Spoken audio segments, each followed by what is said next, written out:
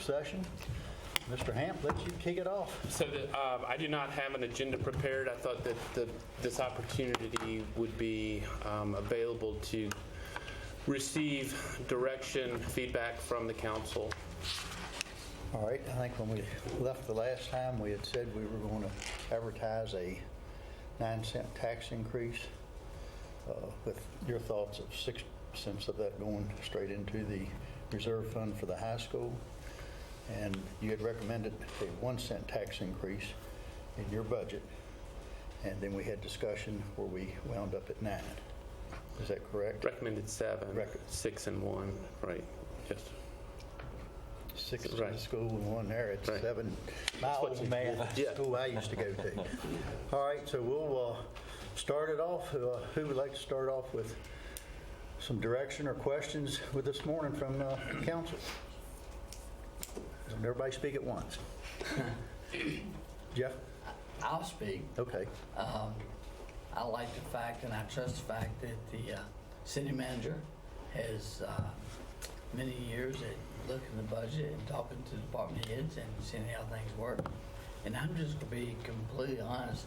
Unless something looks crazy out of whack that I can question directly, how do I know the difference with my background if he wants to spend or the department needs to spend $60,000 or $75,000?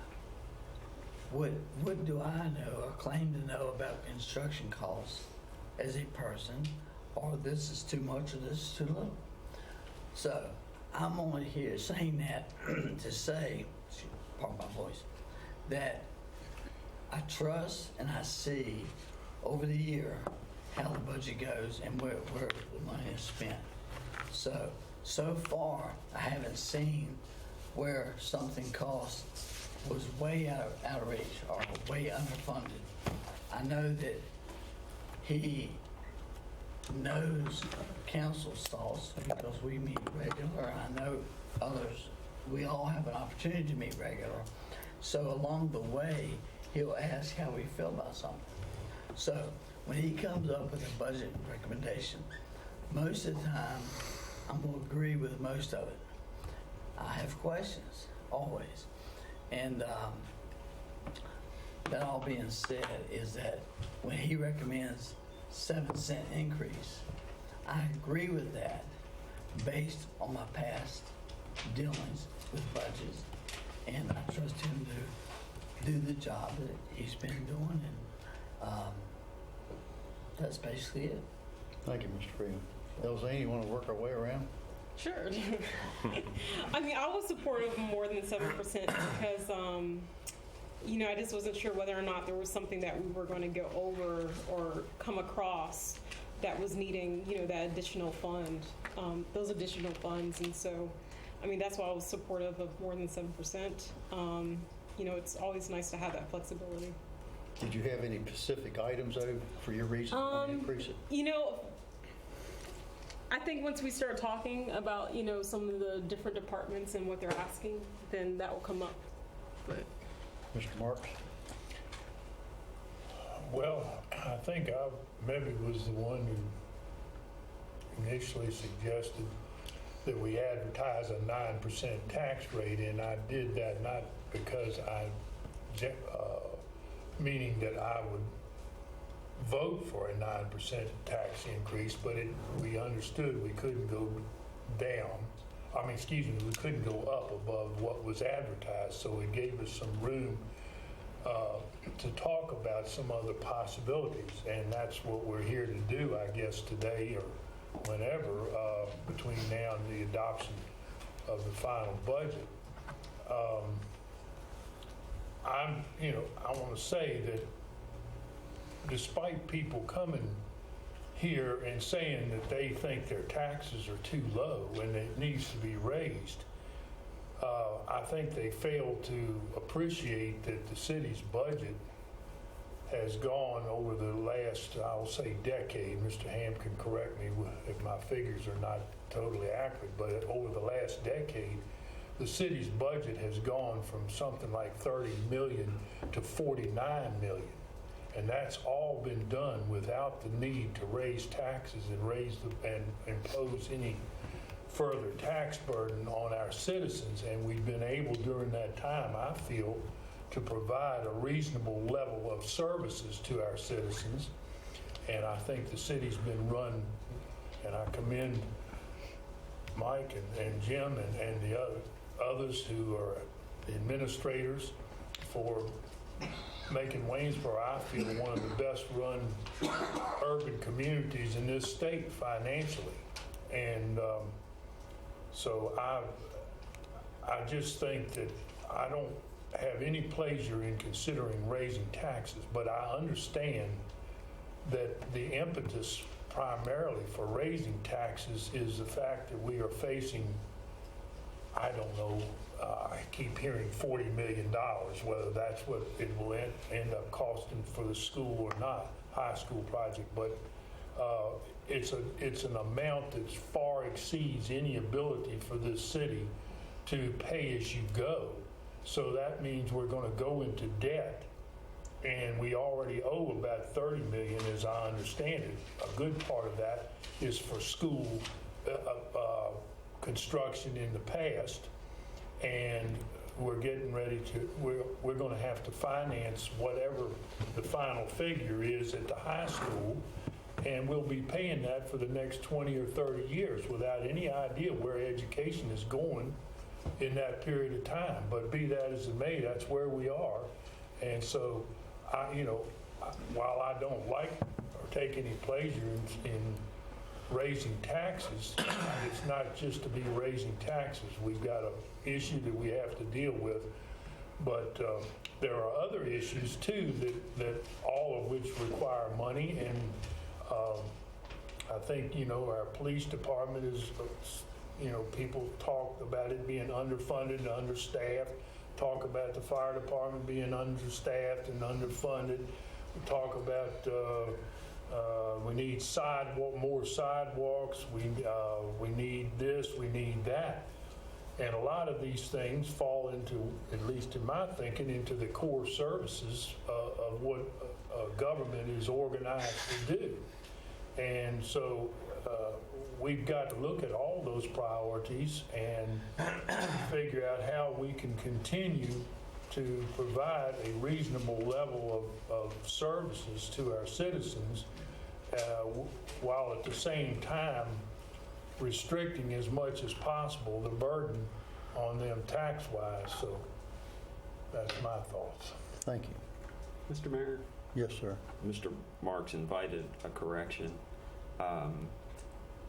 that the budget actually, at least in our tenure, has gone from about 39 million closer to 40 million to the current year's adopted budget is $45 million. And I raised it just because $9 or $10 million is a lot of money. And a lot of that has been either some increase in the real estate value, but more dramatic increases in meals, lodging, sales tax. What year was our budget 31 million, our general fund budget? Do you know? I don't know how far back you'd have to go to get to 31 million. I've been watching. I have heard that number put out. I could find out if IT might have to help us get on the internet, and we can find that out pretty quickly. The 2007 budget, by comparison, was $34,200. 2007. 2007 was what, 34? I'm sorry, that was total revenue. 35,003. 35,300,000. 2007, so that's 10 years ago. All right. That's probably close enough I to get us stand corrected to for the get us record, in. but Well, my and I point stand is corrected that- too, because that's I don't one of know the figures I if had somebody heard. in IT is listening that on the internet. Well, I'll be- Well, I thought I had shared that figure down here, and I never was corrected. So anyway, we all get, here comes IT person. You have the screen, blank screen, Dennis. Nice to know we are being monitored very well.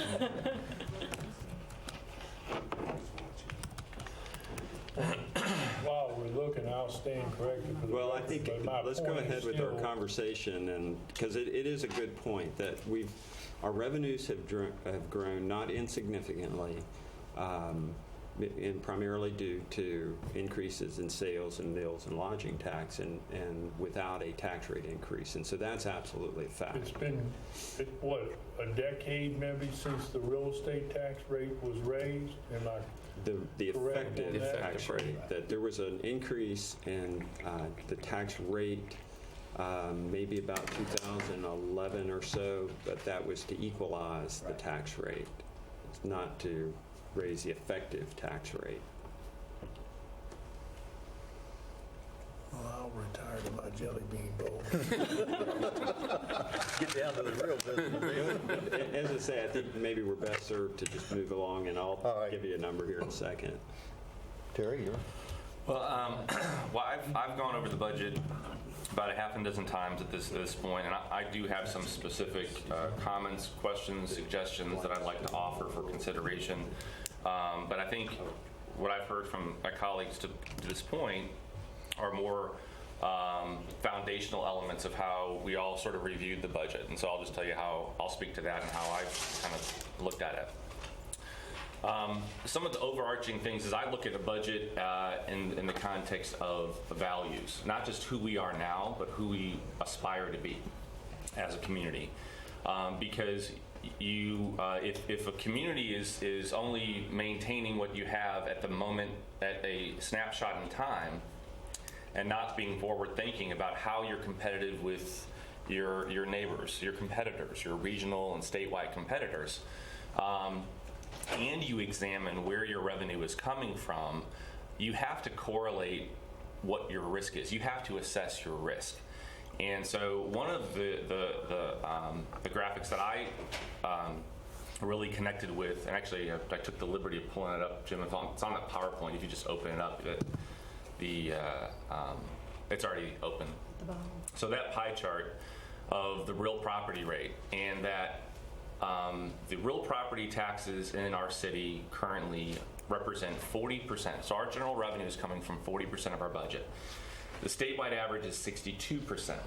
So what that means is that there are other communities that are using their real estate revenue to pay for the services they enjoy as a community. Their police force, their schools, their teachers, their administrative staff, financial staff, their public works crews. I'm not suggesting that we hit the gas and go 40 to 62. That's not realistic. But it's also, when you look at, and I'll just focus on sales tax, the sales tax percentage that we enjoy as a community represents 14% of our revenue. The statewide average is 7%. So there is a gross over-reliance on the money that other people are giving us that don't live in our community. Because we aren't the ones fully funding 14% of that revenue. And so if we acknowledge that, and then we begin to have a conversation, well, what does the future look like if we maintain this course? And I would suggest that it's knowing that when Stanton Crossing opens up, and as I mentioned the other night, people go to Bojangles versus Chick-fil-A, or they go to their Chick-fil-A, or stay in one of their hotels versus ours, with the capacity now that's at exit 91 or adjacent from the hospital, when that land develops. What are our risks? When the logging operation in Crozet is no longer the highest and best use off of an interstate, what sort of risk does that present to our community? I think it presents extraordinary risk. And if we don't begin to start being forward thinking about diversifying our economy and doing that aggressively, with providing some working capital and capacity to let our staff, our working professionals, our economic development authority to go and make some of these strategic investments, I'm concerned about the future of our city. Because when we hit the state average and sales tax only drops off from, I think year over last was, we're looking at projecting at $5.4 million in our meals, lodging, and sales tax, and that drops off by half. That funding, we either now have to slash, imagine this, slashing the budget that we're already currently operating in by a significant amount, over $2.5 million, or generate more revenue. And if the only place left to generate more revenue, if we haven't diversified our economy and started having that conversation, is in the real property taxes. And so then that slice of the pie gets disproportionate, drives people out, drives lack of investment, all those sort of things that I think you were sort of saying the other night about having the risk of having an extraordinarily high property tax. And so I think we stand at a really, really pivotal point in our history as a community, in that we are enjoying a massive amount of retail and sales revenue because we're the center point of attraction for that. And that any community in the country that has previously enjoyed that will tell you it will go away. And so it's that's why I'd say that. Well, let me ask this. Okay. Instead of us going down, if you have a list of things and then trying to come back to it, how about if we kind of address these things in a roundtable discussion as they come up? That way it's fresh on our mind and we can move on to the next topic. Is that okay with everyone? That's fine. Sure. All right. And I'm sitting here and I hear what you say, but it's not like we have an opportunity to adjust our real estate tax every 5 years. We can adjust it every 12 months. And I don't think, as we start to see the trend of our sales tax starting to decrease, this is much more reason for me to say we need to adjust. We need to, as that fades out, if and when it does, and you've said that's the trend, and I think we all understand that because of people like to go to the new places. But as that comes, that would give me more reason and give me, better to be able to explain to our citizens, this is the reason we need to change our tax rate now. And I understand it's nice for us if, do we want to go ahead and increase it now while we're still strong in our sales tax to build up reserves? I think we've done a good job in the last 8 to 12 years in trying to replenish our reserves, and we've seen how that's paid off in a lot of different circumstances that we've had to have the money up front as opposed to go borrowing. I think it's good food for thought for us to consider, to think about, but also as I try to move along, and I'm a conservative, I try not to say, well, I want to go too fast on it, because we do have to still think about the people of our community. Unlike what I heard the other night that the poor people aren't paying their share of it. I think a person whose income level is much smaller than a higher income person, they're paying their equal share of what they're required to pay and what they're able to pay. And I use an example of years ago. I had a person who made a lot more money than me, who both of us paid child support. And he says, you don't understand, I pay so much more child support than you. And then when we figured it out to our income, I think I was actually paying a little bit bigger percent of child support than he was. Now, in dollar and cents, he is paying more. And I won't argue that point. A person who has a $600,000 house is definitely going to be paying more real estate tax than a person that has a $75,000 or $125,000 home. I get that. But we still have a lot of $100,000 homes in this city that we have to contend those people and what it does to them when we do a tax increase and how it affects them. I can't just say, well, we're going to look at how it affects the biggest part of the pie. It's part of the equation. I try to take everything into consideration, but I also, just like now, when am I ready to pull the trigger and increase the taxes another 1 or 2 cents just to start coming or preparing for what we know will come eventually? No, but I think it's one thing we really have to be very conscious of in planning for. Mr. Freeman? I would just like to say that I agree with some points that were made. I was disappointed that in your future, I know that everyone at this table, everyone in this room and everyone watching cares about the future of Waynesboro. It's not something that anybody doesn't look at.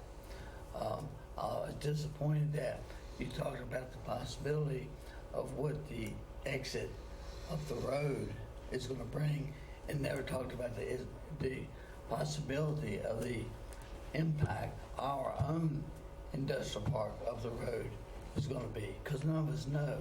But there has been some interest in and hope in what that's going to bring to the city. Can't count on it. They can't either. But I want to know that we are doing some positive things that are very wishful thinking and positive thinking for the town. Well, I would agree. I mean, I think the industrial park lends great potential for our community. I also know that it's a $10 million cost, of which we only have 10% of the reserve set aside for.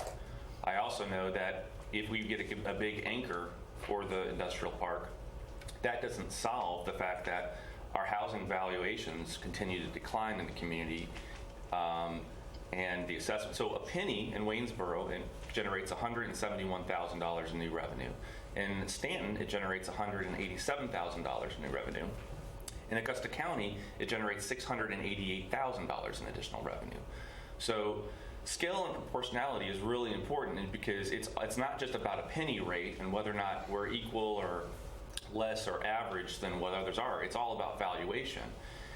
And so setting funds aside to address that and look for additional opportunities to diversify our economy. That's kind of what I'm speaking to, Jeff, is to identify ways, the way lots of communities, just like Waynesboro, all over the country, have addressed it by developing a plan, which we're working on now, and it'll be completed by the end of the year. Collaborating, deepening the role of our economic development department and the role of the Economic Development Authority, in collaboration with this council, and identifying opportunities to diversify our income. So, Zena, you want to chime in?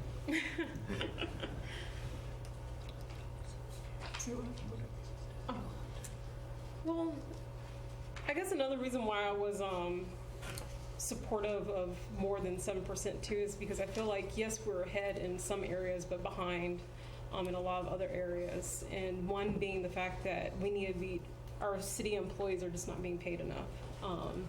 And I think we're just way behind there, especially our entry-level positions.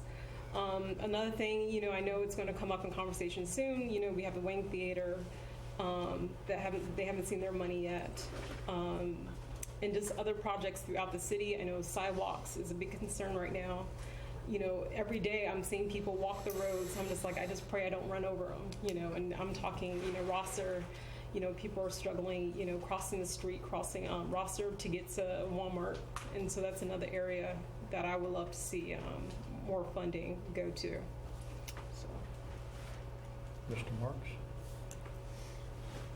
Well, I don't disagree entirely with Vice Mayor Short's observations, and I think it's worth, talking about that and discussing that for sure, about where we're going in the future and how we get there. A lot of other communities have different factors that are not applicable to Waynesboro, and it seems to be the impression that we have a fair number of people who live in Waynesboro and work in other places, and where they have perhaps more amenities than we do, but yet they're living over here because the cost of living is less. So I mean, I don't want necessarily to upset that. I want to attract people here, because there's the tax burden is perhaps not as great, and other things don't impose as much impact on them as they do in other communities. And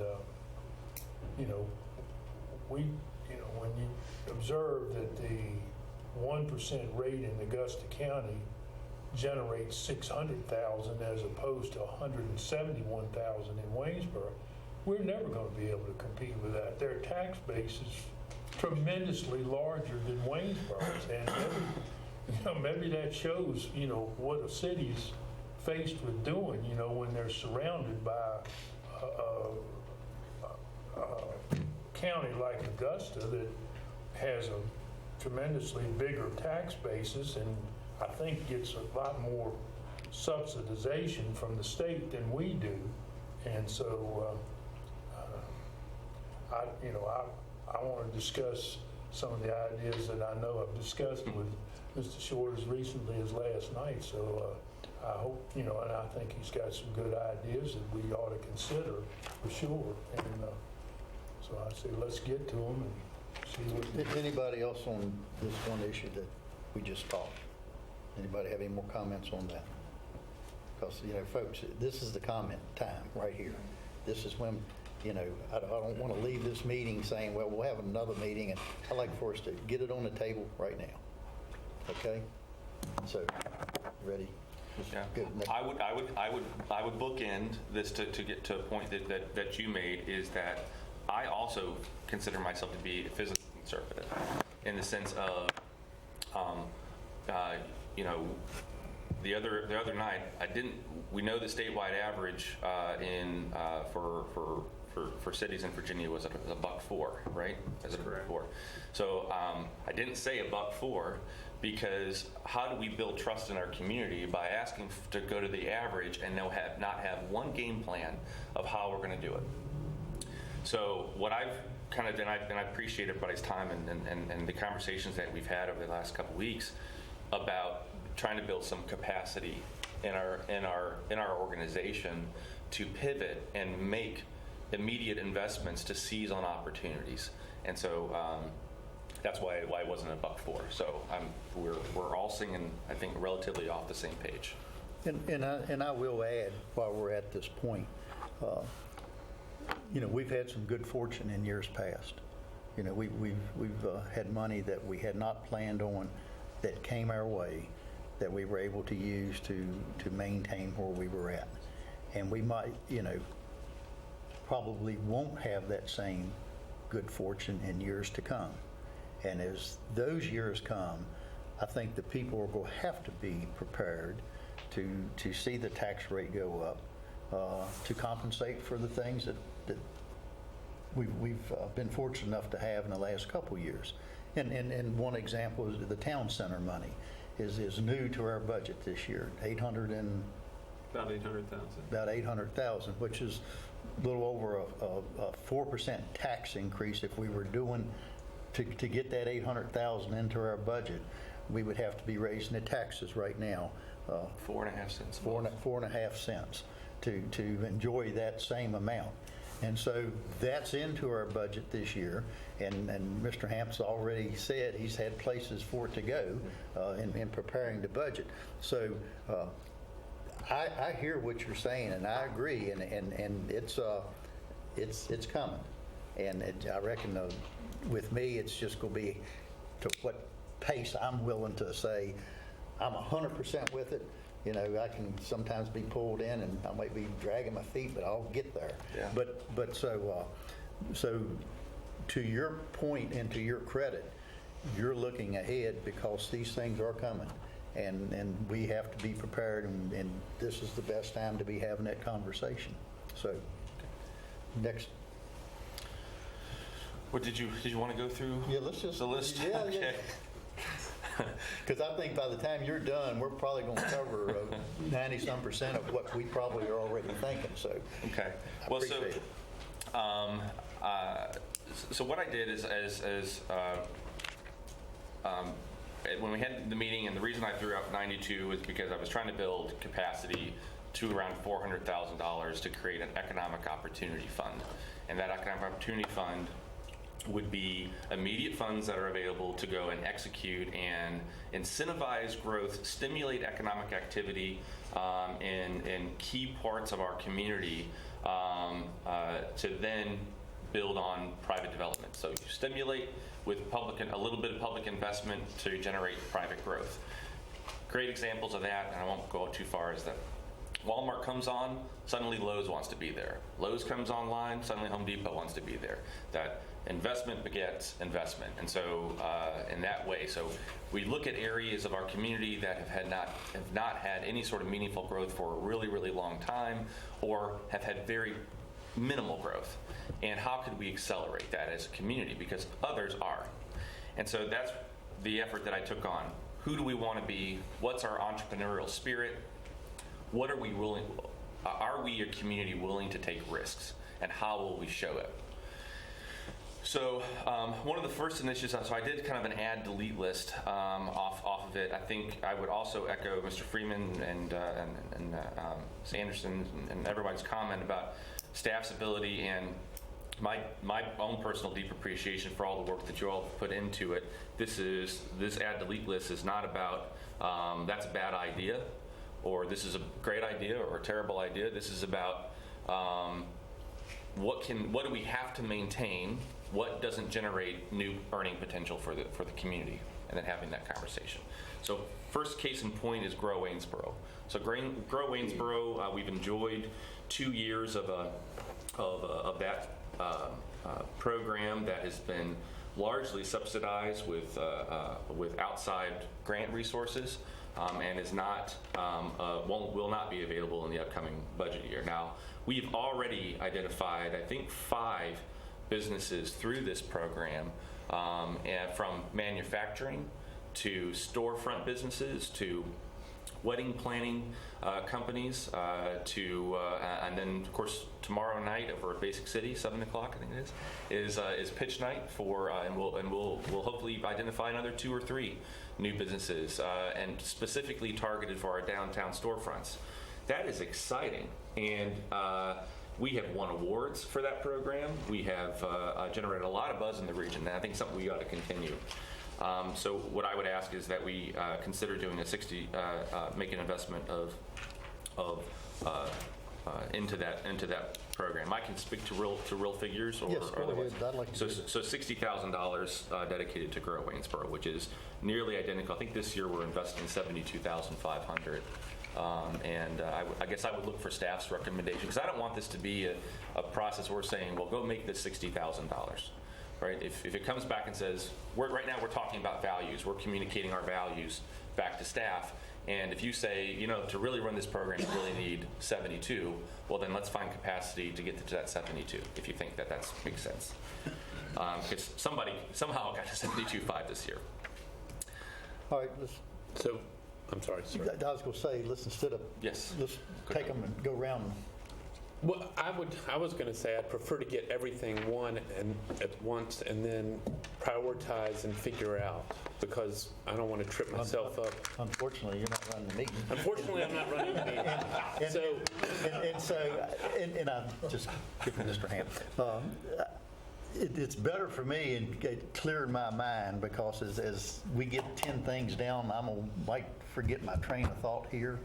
And if we start talking about and discussing each item as we go, it might change how I feel when he's on number 10 already. Right. Because I see where we're going and how we're kind of getting to that point.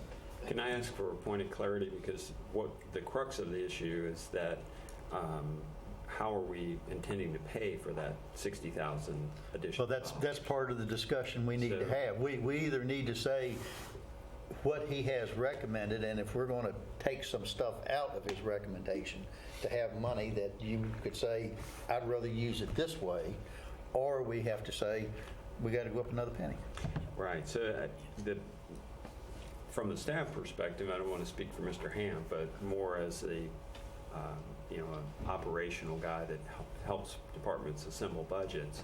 There's a big difference in saying we want to spend $60,000, and that's what the additional revenue that's being generated through a tax rate increase is, or we want to spend $60,000 and that's a police officer's position.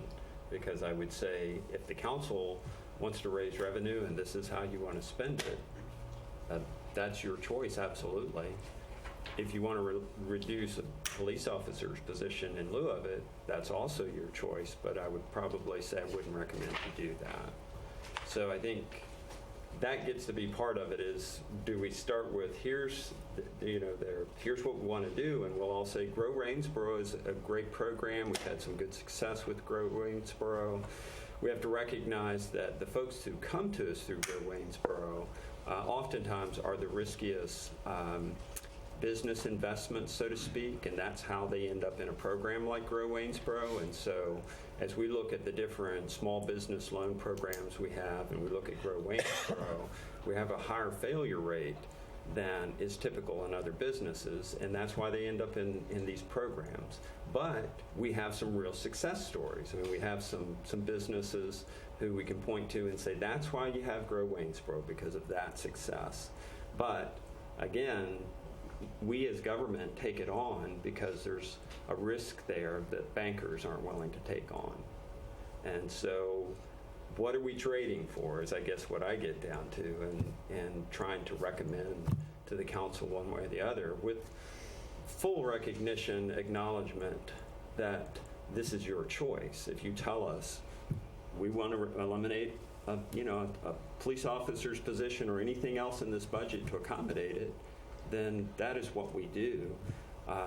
But we simply have perhaps a different recommendation as you do that. I think, too, it would be good to understand what other priorities or initiatives the council will present, especially in economic development, because Grow Waynesboro, I think, contributes healthily to our identity, and I think it gives us the opportunity to be precise in outcomes. We can focus on storefronts in that program, but it's labor intensive, and if we're going to identify several other things that we want Mr. Hitchen and his staff to work on aimed at creating economic diversity and capacity, then we might want to go back and weigh Grow Waynesboro from a programmatic benefit as well as a financial expense benefit. I think that's a great point with Grow Waynesboro, that a lot of, we get excited, and I have to tell you that one of the best nights I've spent in Waynesboro, and that's in the last couple of years, was over at the Wayne when they did their pitch night last year. I mean, it was a really great night in Waynesboro. You had some exciting opportunity there with these very small businesses. But having said that, a lot of the effort of Go Waynesboro is getting with these businesses in advance and working through a business plan, and giving them some basic training and how to try to be a successful business. And it was a lesson learned from earlier efforts, is that you really, folks have a great idea. They want to do whatever it is that they do, but they need help in trying to figure out a pro forma, how to stick to a business plan, how to finance their business. Often small businesses are undercapitalized and they don't realize it. So I think Mr. Ham makes a good point, that what you see tomorrow night is the culmination of months of work and going through, weeding out businesses that aren't able to come up with a successful plan, taking people through some basic business training. And so that's a lot of the cost of the program. It's not just the grant to the business, but the Economic Development Survivor. Yeah. I mean, you had 28 applications and narrowed it down to 8, and we'll award 2 or 3. Yeah, it's quite a process. But those 2 or 3 are the best ideas with the best business plans and the best of success. Well, and again, we've had great luck. But again, it gets to that question of, are we a community willing to take risks? What does that look like? How do we show it? And we've had 2 great years of Grow Waynesboro. Yeah, I'm not debating that, because it's a terrific program. It's one that Greg and Courtney have worked hard on, and it's a terrific program. And it was extraordinary that one of the winners is a fellow. He gets up and he starts talking about making organic tacos in a concession stand. That's where he could work, and he shared that with a baseball field basically.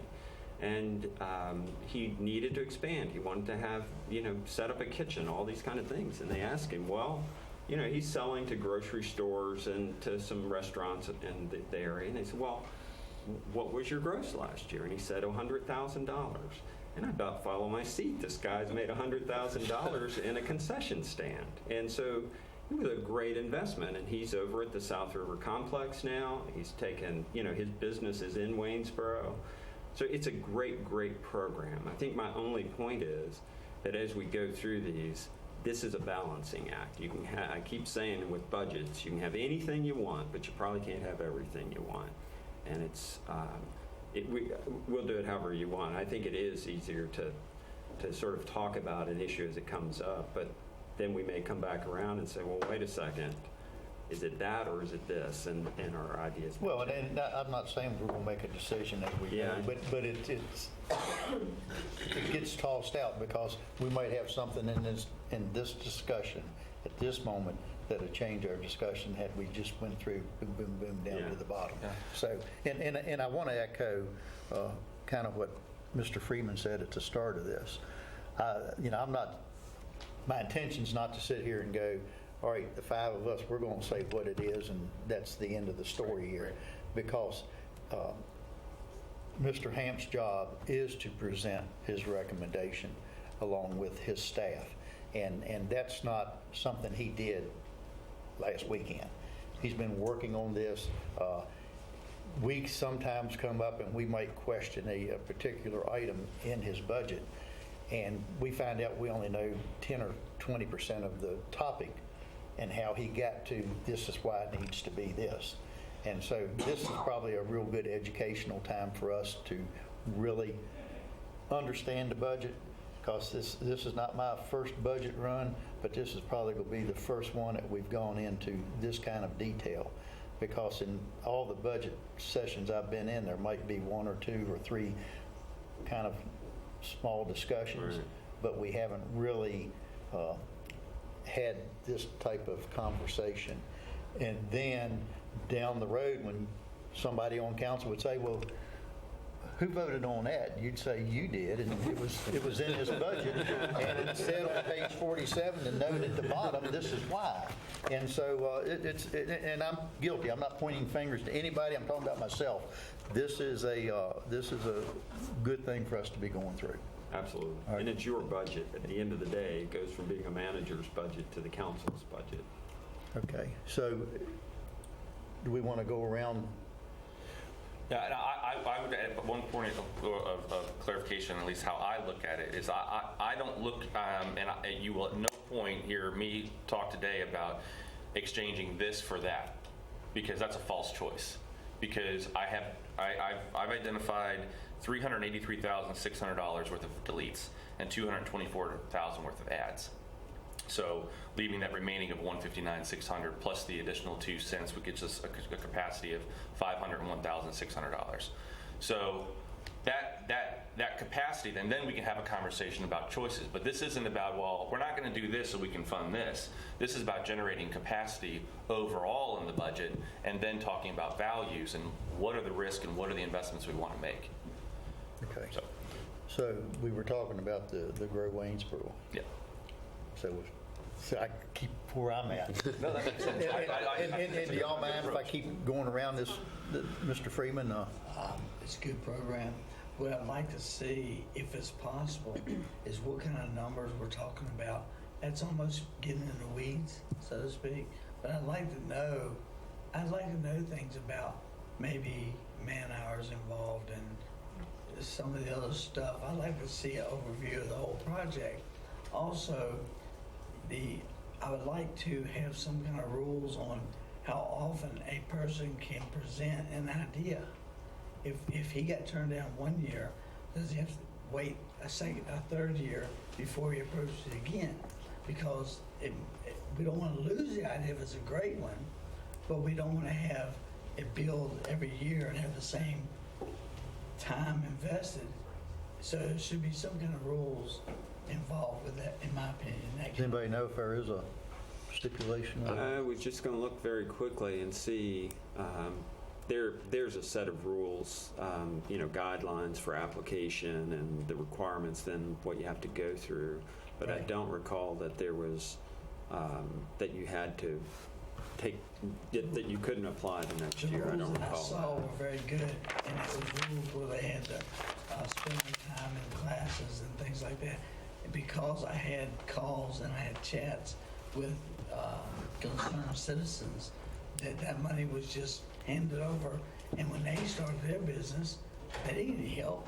Well, it wasn't just handed over. There's a lot of stipulation involved, and so anyway, I would like to look at that program, see how it's handled, how it's paid off. I loved your example about the tacos. We talked about that before, but I'd like to see some results before I make a decision on what needs to do right now. I was glad to hear about it, and I think it's a good program. That's just my opinion. Rosina? Nothing. Mr. Mark? Well, it sounds like to me that the program has been productive. It maybe has not been perfect, and it hadn't produced perfect results, and nothing does. But it sounds like it's incentivized some businesses that we now have in Waynesboro. And I have no problem with the thought of continuing in some fashion to fund that effort. I will take Mr. Hamp and Mr. Shaw's word for it that it's labor intensive and a lot of thought has to go into it and so forth. I don't need really to hear that. I will assume that. So I feel like some people can start businesses without any help at all from the city. And we've got examples of that right here. They didn't get any incentives. They didn't get any, to my knowledge, any financial assistance from the city in any way, shape, or form. Other people may have some good ideas, but don't have the ability to do that without a little bit of support to help them along. And as long as we're not deteriorating the other core services that the city needs to provide in order to do this, then I say we should give this a serious look. I would just add that I mean, I think as evidence of anything that we would either do in our own personal lives or professional lives or staff, the more you do it, the deeper the efficiencies become, the broader the efficiencies, the more refined the process becomes. So I would think even over time, the lessons learned from round one, they're certainly not doing it now in round three. And my short thought on it is, and we've had this discussion, it does bother me to some degree that we have certain business people come to Waynesboro and they come on their own and they buy the property, they build their business, they open it and they run it and they reap the benefits of it without our financial aid. And then we have another business that comes in and there seems to be some type of incentive. I'm all for the incentive part that says, you do it, you produce it, you make the money, we collect the money, and then we turn around and, there's some type of incentive program we give back to you that got you here for a certain amount of time. And the town center is a great example of that. Where would we be at today if we had not, in the past, the council at that time had made that decision? We'd be $800-some-thousand less in our budget, plus the 20% that we were collecting the whole time that they were in business, correct? That's correct. So there's good times, and that wasn't something that we had to reach in our pocket today and say, here. So those type of programs, I stay excited over. So next. Okay. So one of the, I just kind of throw this out as an observation and be interested just to hear how folks want to go with it. I could really go either way, but again, trying to identify capacity. Under the police officer positions, Mr. Hamp has recommended 2 full-time police officer positions, patrol officers, bless you, beginning on July 1st of this year, and an additional 2 police officers beginning in January of this year. The thought is, as we know, we've talked about it as a community, because of the recessionary issues and so on. There have been 5 positions frozen in the police department for many years, and that this would be an exciting way to reinvigorate the department. So let's talk about process for a second, so everybody can kind of understand, myself included. It helps me to repeat it sometimes. Is that July 1, a position is well, actually. July 1, maybe we've already started to do the advertising once council decides whether to fund the 2 positions or not. Advertisements are done, say July 1. The chief has hired someone on July 1. It will take them 9 months to go through training at a cost of $68,000 per officer in order to get them ready to go and conduct their field training, which happens after that 9-month period, which goes for about a month to 3 months, depending on what the job and what they'll be assigned to. And the thought is, with the $58,000 and of the other 2 police officer positions that would start January 1st, and again, just for conversation, is that we, as a community, are not identifying a way to finance the other $58,000 that we aren't identifying in this year's budget, right? So what I mean by that is that we're only funding 6 months of a salary. And so next year, not knowing what the financial climate looks like, we're making a commitment as a community that we're going to fully fund a 12-month position, 2 12-month positions beginning July 1st of next year.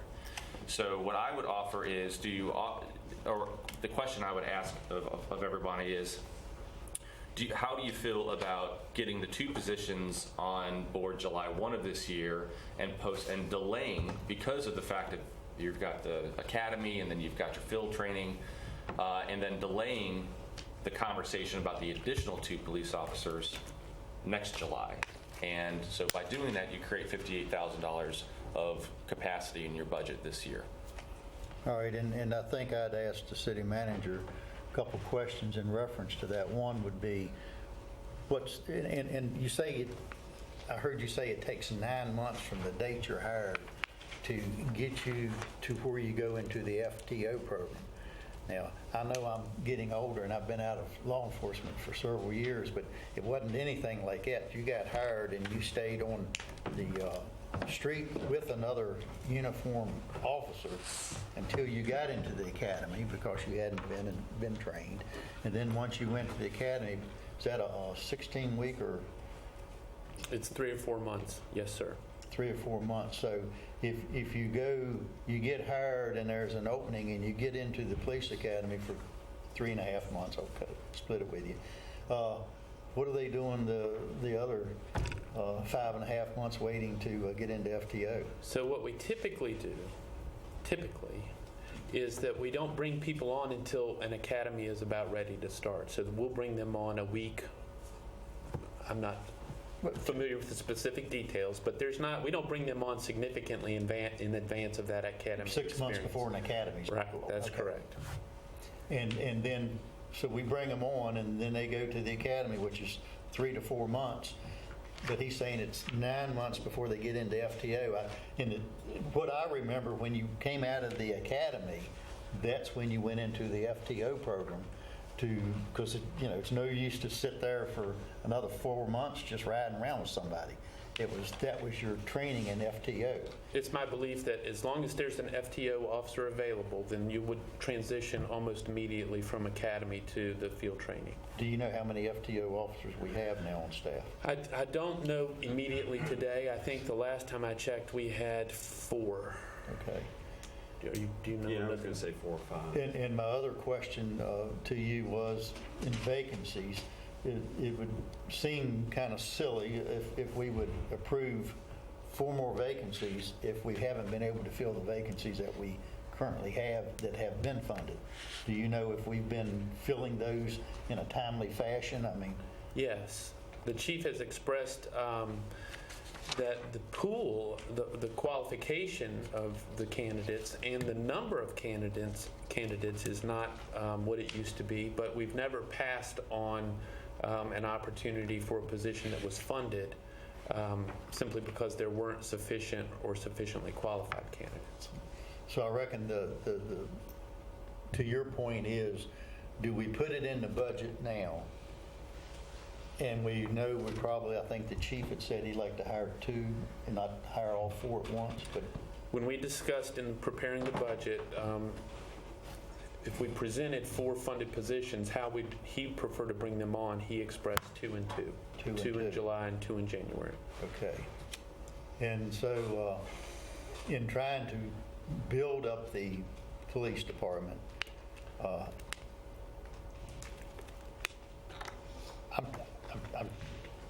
trying to take all this in and get my thoughts together.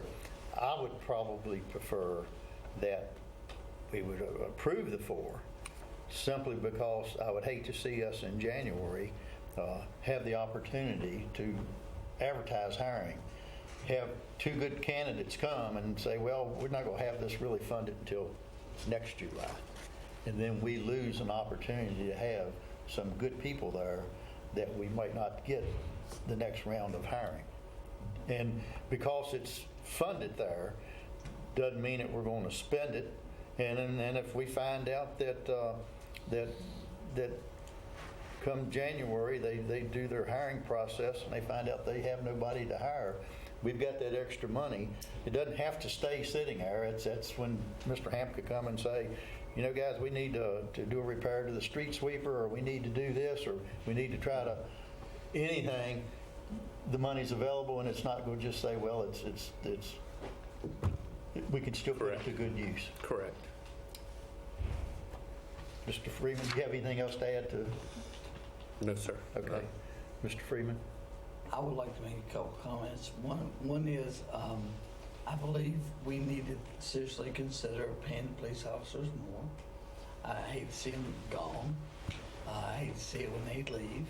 And we want to, obviously, everybody here feels that we need to stay safe in Waynesboro.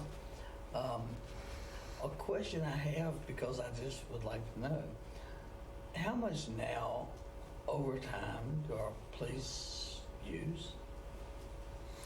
They use a significant portion. I think it's 170, 100, Yeah, you're 180. into big 6 figures in police overtime. So I'm just wondering if we're better off funding full positions, even for that reason, if none other. But I would like to fund the police department. I think we have to have some incentive to stay here. And this is just, when it comes to police, I rely on stories that I hear and facts that I hear from Mr. Ham. I appreciate stories that I ask the mayor about, being he's been involved with the police department. And so I base those opinions on those things. And that's all I have to say. Appreciate it. Ms. Anderson? And I agree with Mr. Freeman when talking about salaries, because we're not retaining them. They're going over to Augusta County and other localities, and so I think that should be a priority. I mean, it would be awesome if we can include that in some way to pay them more. But also, is the sense across the board as in regards to needing more officers? I know that it has been on their budget requests for some time now. Is that correct? Correct. Okay. And this would be our first time actually. This would be the first restoration since the recession, and I recommended freezing some of the positions. Okay. Mr. Marks? Question first, overtime. I mean, are they getting overtime pay? Yes. Okay, well, I mean, I didn't mean to ask a silly question, but my feeling, and maybe I'm totally off base here, is that the police department with the current staff have done a pretty decent job of controlling crime and doing what they need to do for the benefit of the community. I'm not suggesting that they couldn't use some additional patrol officers. But my concern is, and it's been expressed here by a couple of other people, is whether the priority, some priority's got to be given to how much they're paid in order to try to incentivize them staying in our community. And I understand that police officers move for reasons other than money sometimes, but I think money is the primary motivation for most of them to leave and go to some other position. So I think for the current budget that the 2 positions is sufficient, and so I would be in favor of leading the other 2 until next year's budget session. Anything to add to that? I don't. I would say I don't get any joy or thrill out of having a conversation about not fully restoring our police department. I don't. But and I would say I would argue in just conversations with some of the police officers that I know that it's really more of a burnout factor than it is a salary factor, because when they're having, you run a shift of 10 people and 8 are home with the flu, someone's going to have to cover that. And when you have less capacity in your staffing organization, that creates double shifts and so on, and is a drain, and it affects the life and work balance of these folks that are also our neighbors. And Can I ask you a question? sure. On just that statement, then why wouldn't you want to have the other 2 people funded so that we could get them in as fast as possible to help do away with that burnout situation? I was trying to identify capacity in the budget to generate new income for the city. And so, because at the end of the day, we've also got to figure out how to come up with another $60,000 next July, because we're only funding a 6-month position. So if I go and invest that $58,000 in to try to stimulate economic growth that generates new income other than relying on real estate taxes, then over time that helps justify and creating more capacity in the police department. That's why that was identified. But my argument would be, going back to the burnout, if they see that we're doing everything possible, if we can retain a policeman or 2, because they see, well, instead of getting the 2 positions, we're getting the 4, then I'm going to hang in here till we get those 4 filled, which is going to save us in the long run because of the retraining of the ones that are leaving, plus trying to help eliminate this burnout problem. I can't put my hand around why we wouldn't do everything that we can, and we might not get those 2 funded. I mean, it's a possibility because of that pool shrinking each time. But I'm just... Yeah, well, I base it too. So I did some research about what's national recommended staffing for the police department all over the country. So I looked at 3 different resources, and that is essentially 2.3 positions per 1,000 residents. So full-time patrol officers recommended national is 42. We have 43. And but now the other interesting thing with this is that it's not so much of you can just say, well, we meet an average. That's what the national recommended average from the FBI and other law enforcement agencies across the country. But the other interesting element of this is, do you fund based off the average, or do you fund off of your need as a community? So what are your policing issues? Do you fund it because you've got a certain special sort of bad thing going on in your community that you need to have more focus on? And that's how you got to plan. So at 43 positions, you add 2, you're 45. You're 3 positions over the national recommended average for communities our size. To me, I think, well, let's see what we can address over the next 12 months with those two additional positions, and then phase in the replenishment of what the chief believes we need. Do you know, in the number of patrolmen that we have, is our school resource officers considered a patrolman? I don't think so. They're I in think. service. Excuse me. I think police resources and Service. school research is in service. I can't hear you, Mr. Shaw. No, the school resource, I believe, is in the services division. They rotate through patrol. But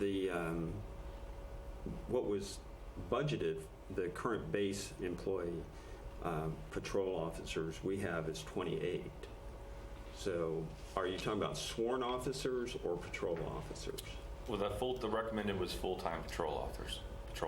Right. So we don't have that many. We don't have 43 patrol officers. We have sworn officers that are not patrol officers, that are services divisions, investigators. Your ACO is a sworn officer. I believe that's right, I think. Sworn, but I don't think we count her in our head count Right. for. But at any rate, your investigators, your patrol divisions, your captains, and your services divisions. So what was submitted by the chief as his base patrol number was 28. That's how many he has in-house. And question two, overtime. I know in the past there used to be some grant money that would come in that would pay overtime part. Is everything here, when y'all say the amount of overtime, is that including any outside money we might get for that overtime, or is that just straight overtime out of our budget? All right, let's back up a minute, just to catch ourselves up. That just in two divisions, you've got about $213,000 of overtime without including the benefits that go with that. You still pay benefits on overtime.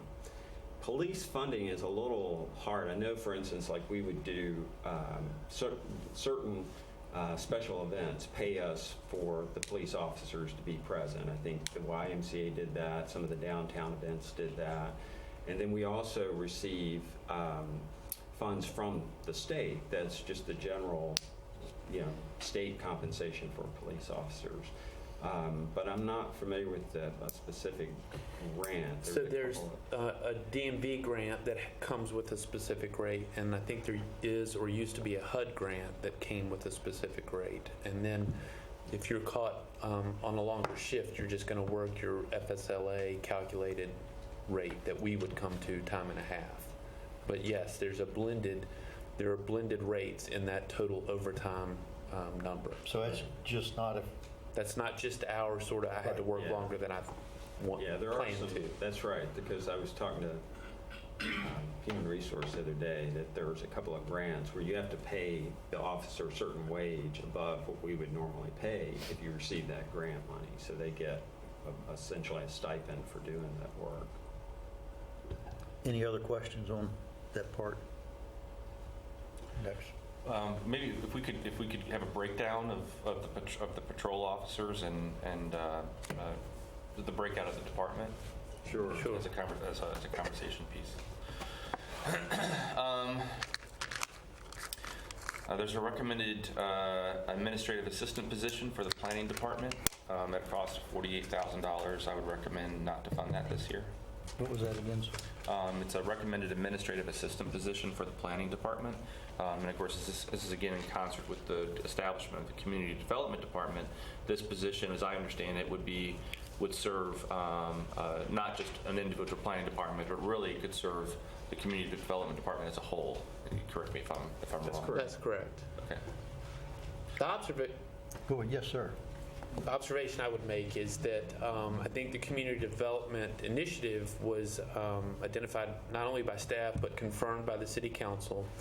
And I think one of the objectives, two objectives that I would expect that we're trying to meet are productivity, especially in the area of property maintenance, code enforcement, and also customer service. I think through the years, if you've served on council for any time, you perhaps have received calls about customer service in the building official or where property maintenance or zoning is concerned. Would add to that during budget reductions, we eliminated the administrative support position in the planning department. So part of the initiative is to consolidate those functions in one geographic location.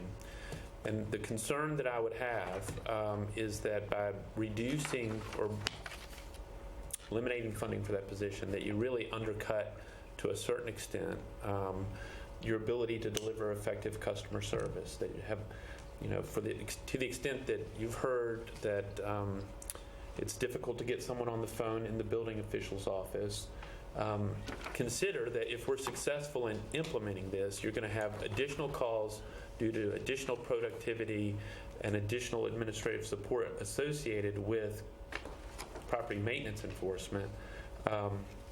I think it makes sense, and it was an intentional observation on our part to make the recommendation that you supply them with some administrative support. And so, again, Mr. Shaw is correct. We're here to respond to the directives and preferences that you demonstrate. But I don't want to leave you with the impression that this was a casual, that we come to that recommendation casually or without some intentionality. And I might add that I think if you start to go that route, there maybe you want to step back from a consolidated community development department this year and step into something that's really dealing more with splitting the zoning administrator and building official slot or position and adding a code enforcement officer, and not consolidating planning and zoning. And it doesn't save you much more than the administrative position, but I think it makes, it doesn't set us up for a difficult situation or failure. I think I would agree with what Mr. Hamp's saying. Well, I think it's probably a part of how important do we feel to put these two departments together. That's right. And is that something we want to work towards now by their recommendation, or do we need to take a break or something? Personally, I could use a 5-minute break. Let's take a small break and then we'll come back. Okay. Just kind of stretch our Sure, legs. sure. Give them a little chance to catch up.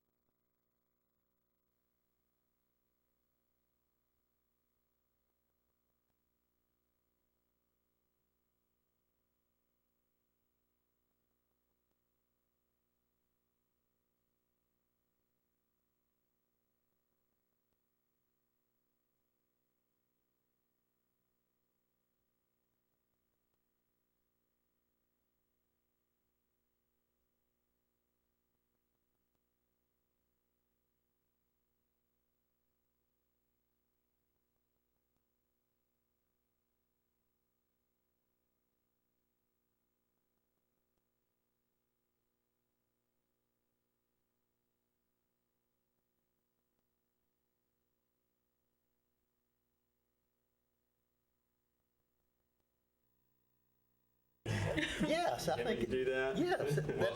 Only if I can find the resources that I looked at that got me to 2.3 and what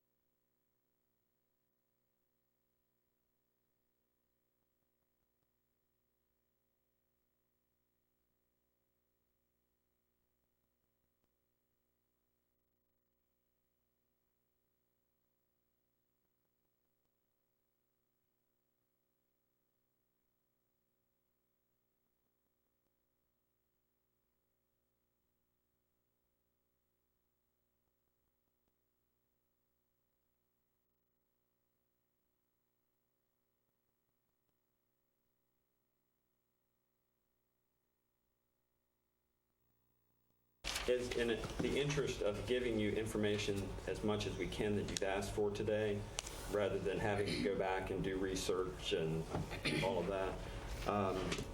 First up, fiscal year 2008, the actual budget of the city, what was actually expended, was just over $39 million.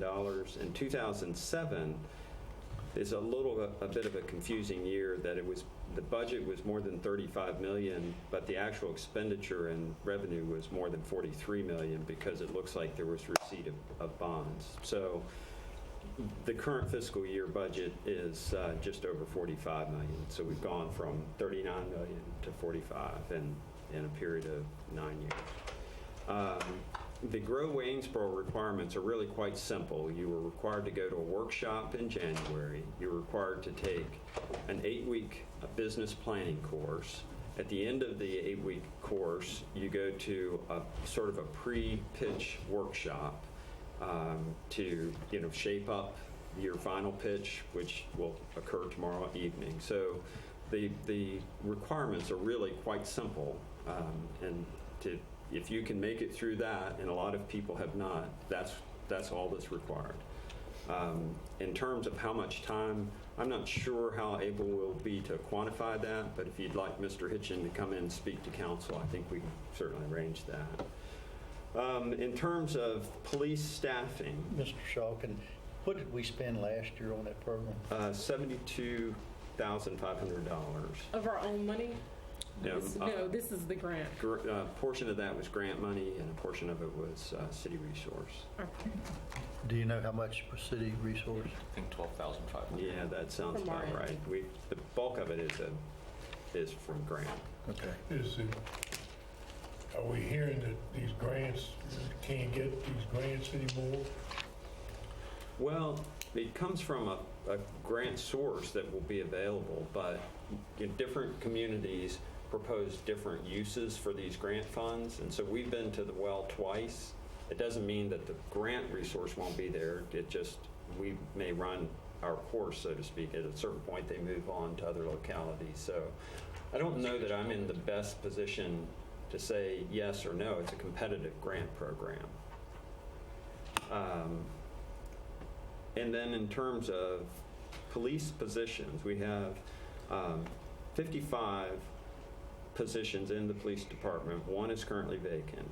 They break out as such. You have the chief of police, which is his own division, administration, 28 patrol officers that are in the base budget this year, not including anything the chief has asked for, 15 support division personnel. That's very service, both, that would include people who are both sworn and non-sworn. Do you know how many of those are sworn? Quick math would tell me 3. Services is You got Walker, Short, Edwards. and Short, yeah, 3. And maybe if the 2 SROs are in that services division, it would be 5. Yeah, that's right. So To what? As school those resource officers. people, Gerard and Layman are right now, so they're sworn guys. You got 6 investigators, 2 folks that are special ops, 1 K9, and 1 ACO. So my point, what I was saying earlier, it wasn't just patrol officers, it was full-time officers and undescribed. So the source here is the International Association of Chiefs of Police, but I would be remiss if not pointing this out, and it kind of speaks to my point earlier that this isn't the thing that you use, that, oh, you can only have 42, because they were very intentional, and I think I owe it to just, to the observation I was making to say that they said ratios such as officers per 1,000 population are totally inappropriate as a basis for staffing decisions. Accordingly, they have no place in the IACP methodology. Defining patrol staffing allocation and deployment requirements is a complex endeavor which requires consideration of an extensive series of factors and a sizable body of reliable current data. And if we go down that road, then we start to have the fire chief say, well, fair is fair, because he continually points to a national organization that says he should have 6 more firefighters. And it's, we've been here before. All right. So we had just talked about... Administrative assistant was the last point. And if I could, I would add that my earlier statement too is to remind it that picking. I mean, it sounds like picking apart the budget, and I'm not saying that this is unimportant, but you also have $20-some thousand in capital outlay cost to do renovations here in this building that will take time. We'd have to advertise the position, identify the right person, move staff over, transition folks over, all of which have many months embedded in it. I'm not saying it's not a worthwhile position, that we ought to have a serious conversation about 6 or 9 months from now. But in the short term, if we're trying to generate capacity to diversify the economy, that's. I'm not saying it's not a worthwhile position. Well, I think the mayor hit the nail on the head. Is how much do you want to consolidate these, to have the community development consolidation this year? And then to Mr. Short's point, that if you say, well, we're going to do this more incrementally, and the staff's view, the big thing is that is giving some support in that building zoning area. Now, to bring in 2 new folks in that department will still take building renovations, and so you could set it up to say, well, the new code enforcement officer and the zoning officer's positions really don't come into play until September or October or something, into the budget year, because you're exactly right. We need space for those people as well. If you got to do building renovations, you're not hiring them, and so it doesn't give you a ton of money, but that's not uncommon at all. We do it every year. And other localities say you're bringing this position in September or July, January, whatever. You pick a date. Well, I think the mayor's point is I see. I mean, I think it's a great idea, and I think it's something we need to do to make it easier for both those departments to work more efficiency throughout our community here. But I also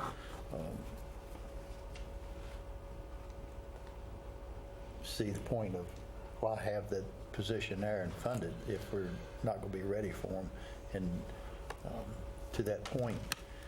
So take it to Mr. Freeman on that point of the administrative assistant.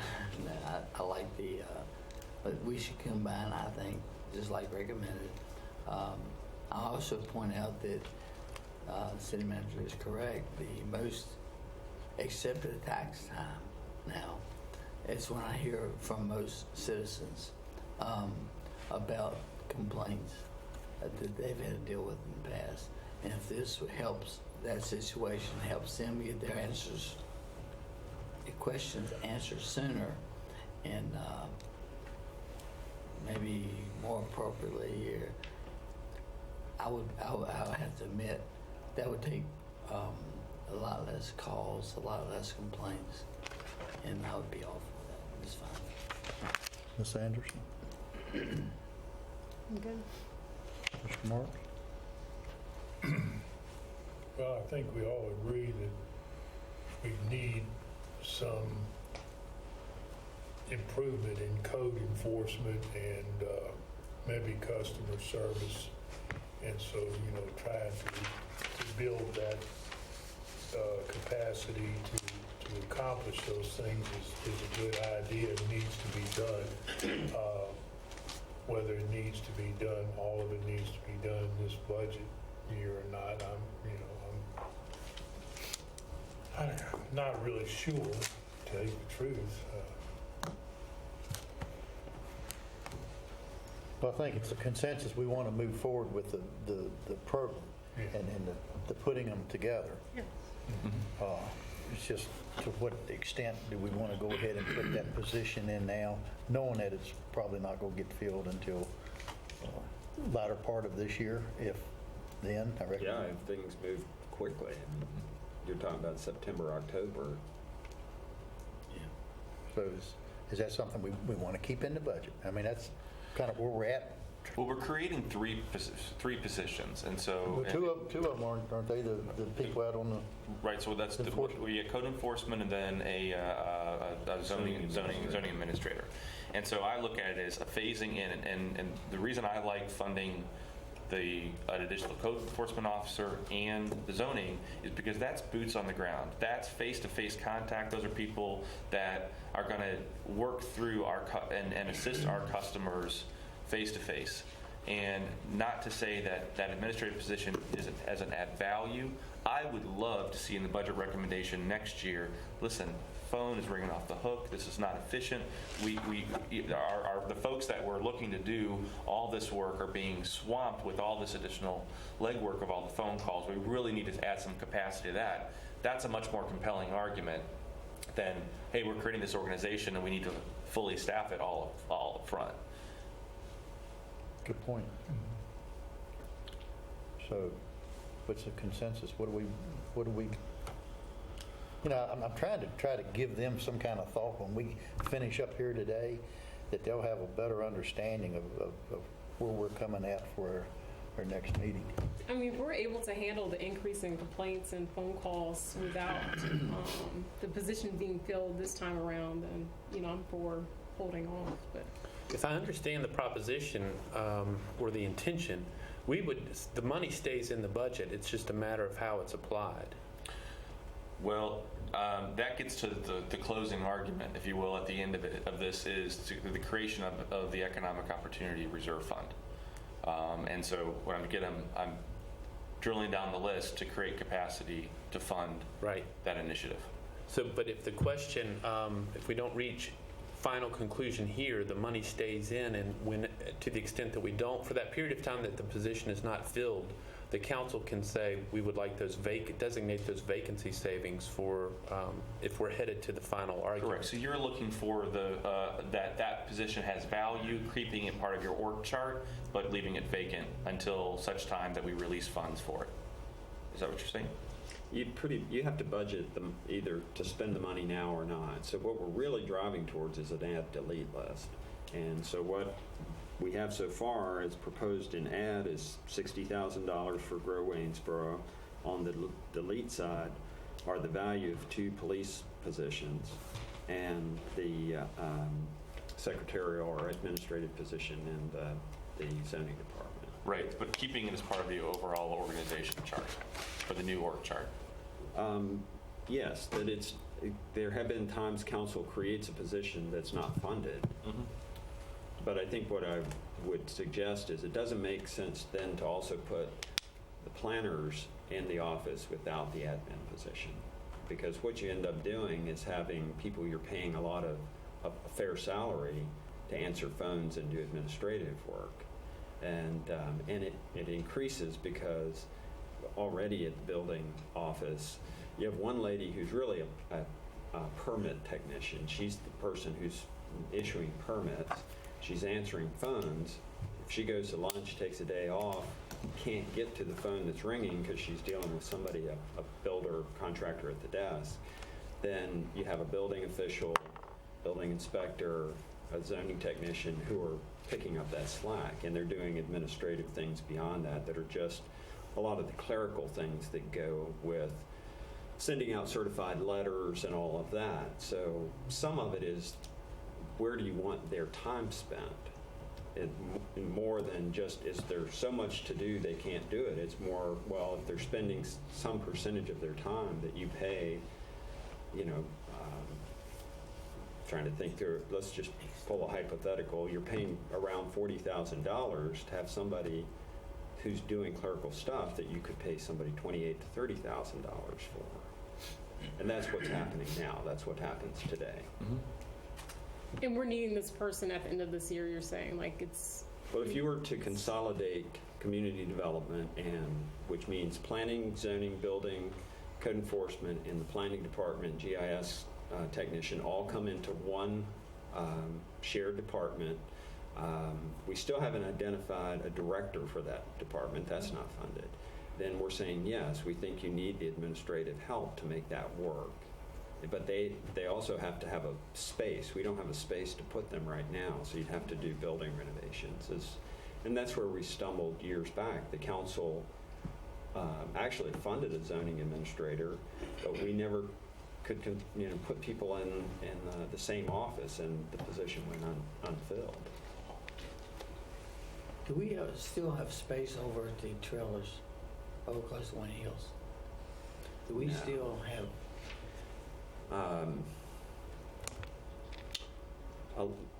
Bearing in mind that a lot of the space there was taken up when the school renovated to have the preschool there, then a lot of storage went to those trailers, and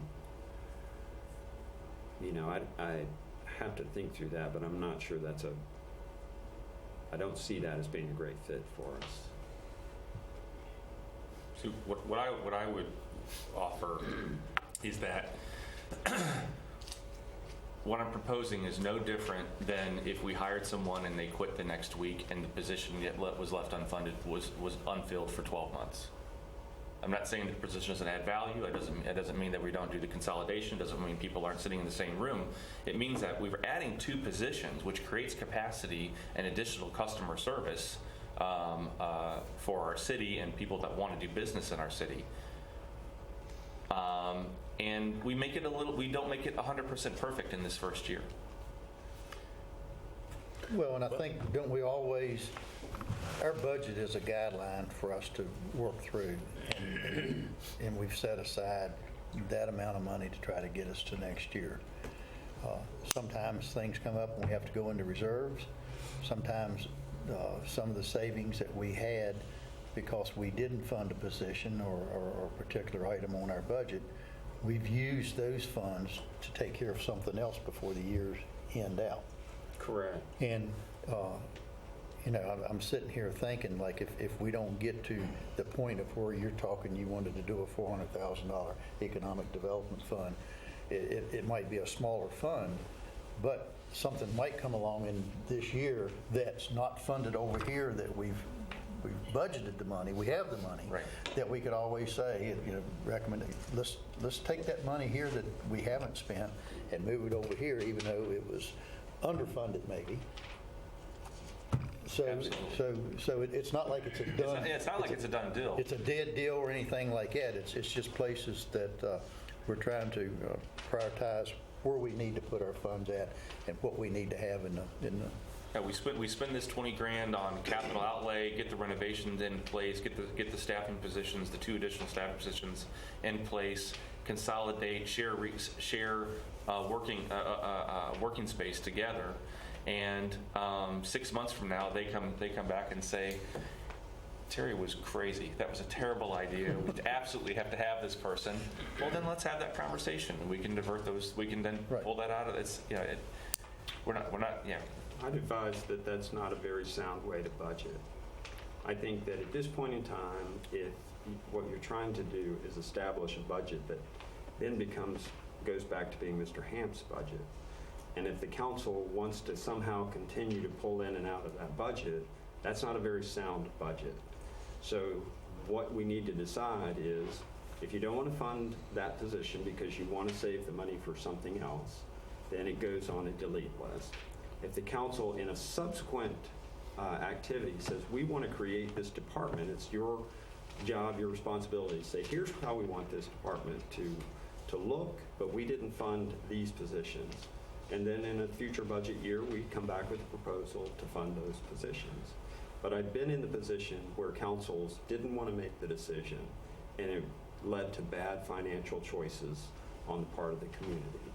So what I would say to you is, I'm sorry about the short time, but now is the time to decide what your budget's going to be. And if you're thinking that this moving to the community development model is something you want to do, but you want to do it more incrementally, then let's do that. But my advice would be to deal with building and zoning as a most immediate need and priority, and deal with the consolidation later. Because I think, as somebody who watches these operations, who's been a part of these operations, I was the city planner here, worked closely with Mr. Honberger. I wouldn't consolidate them without giving them this resource. I think it doesn't put your people in the best position. And when we talk about retention and employee satisfaction and morale, it's not always about salary. Oftentimes it's about the position you put those people in and whether they can succeed or fail, and whether you've given them the necessary resources to succeed or fail. So that's my recommendation. And that's why I like sitting here listening to things that we don't micromanage. I feel comfortable with your decision to say what you do because you live it daily or weekly or whatever. But those are situations that I can't put myself in. And so I appreciate, until I see a waste somewhere or a miscalculation somewhere so grossly bad, I've not seen that yet in 7 years. So I just want to say I appreciate those inputs, because all I have is numbers to look at and say, well, wait, here's X number of dollars. I don't know the rationale all the time behind those dollars. I can ask about them, but I appreciate those explanations.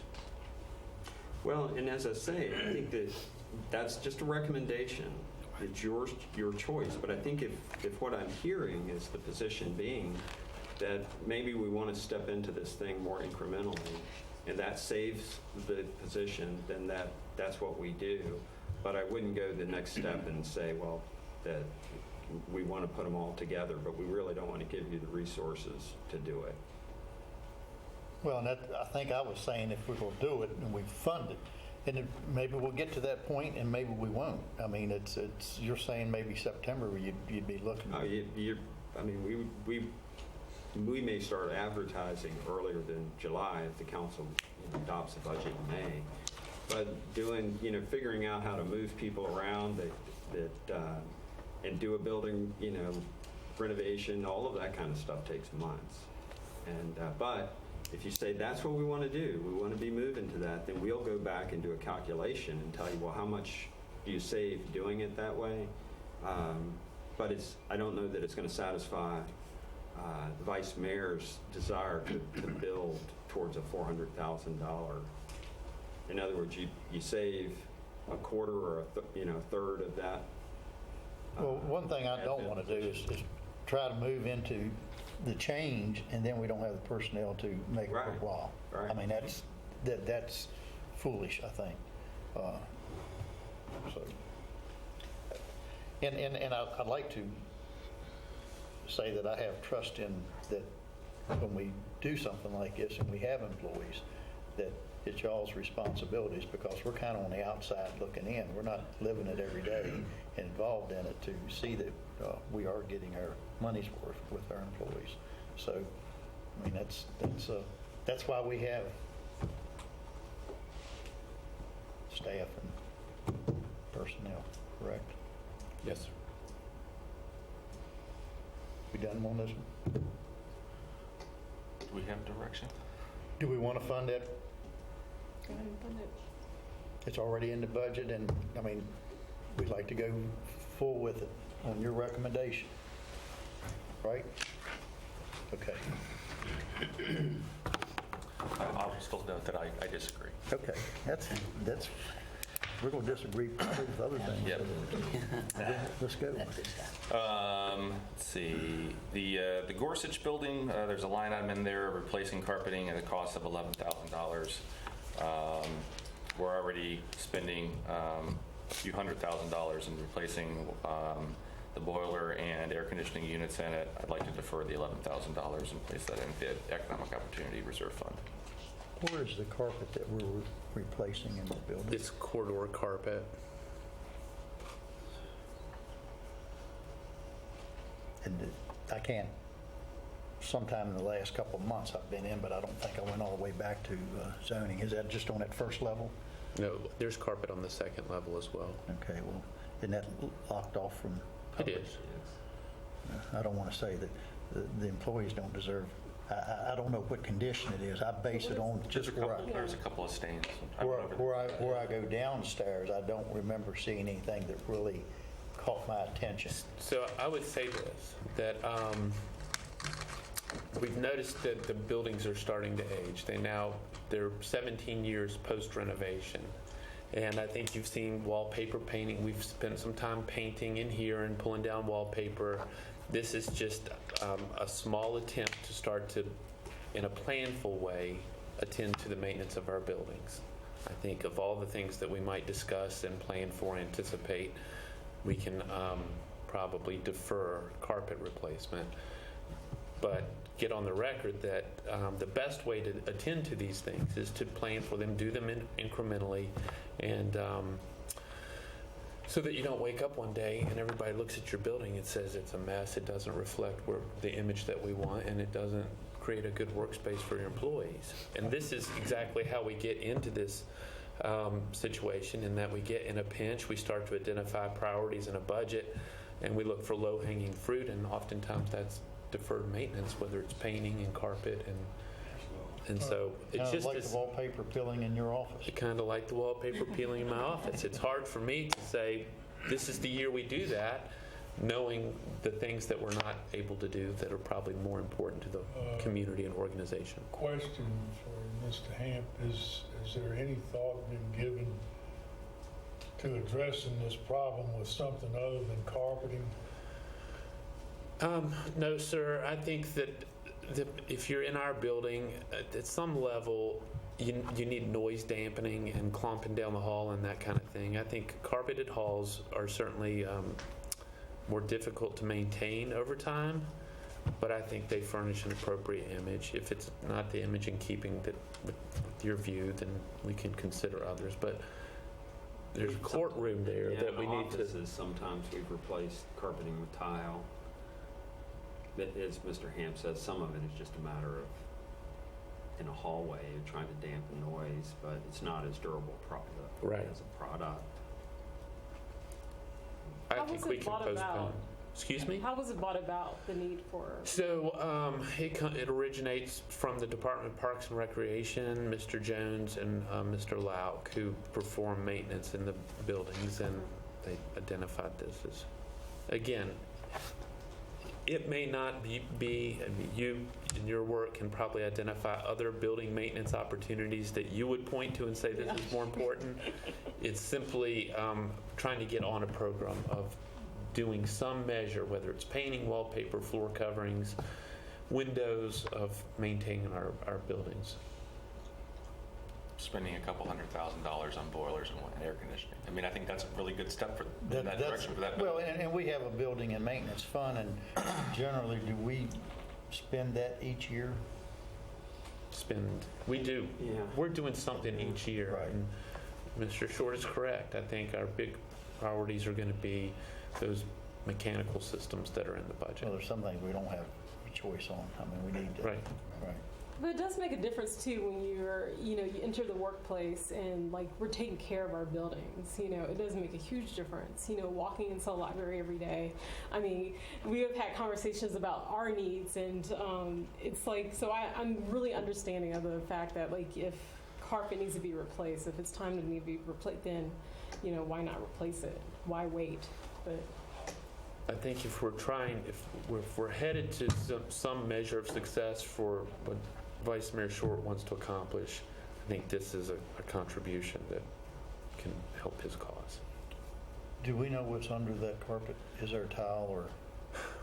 I think the hallway was abated, and I don't know what's underneath there. I can't imagine. I think it's probably a raw floor because I think we had to abate asbestos tile. But when you go in and you take a left to go into the entrance to Circuit Court, is that carpet or is that tile? I think For it's some carpet. reason, I think it was tile. Is it? No, I think it's carpet. It's carpet. Yeah, I think it is. Which spot?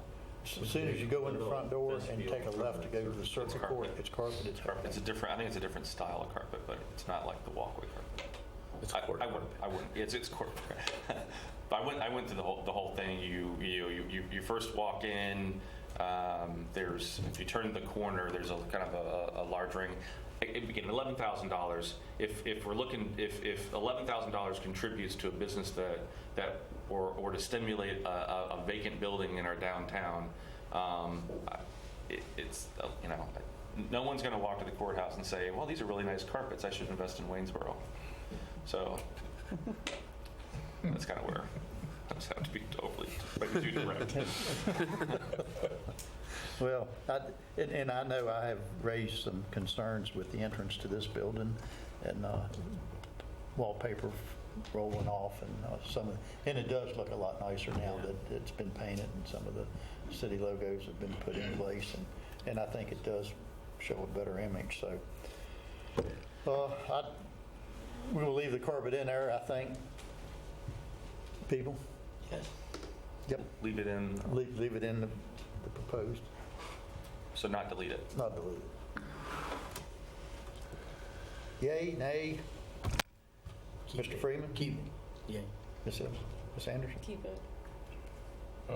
So just so I'm clear, I'm trying to give them, because I'd like to make some decisions today so they can still, when we finish up here today, we kind of know where we're going. And this is not a final thing, but I don't want to talk about carpet again at another meeting. I don't either, but I just want for me to understand that if someone wants to come to the community, they're looking at a $10,000 water hookup fee, and we say, wow, you're going to bring in 15 jobs.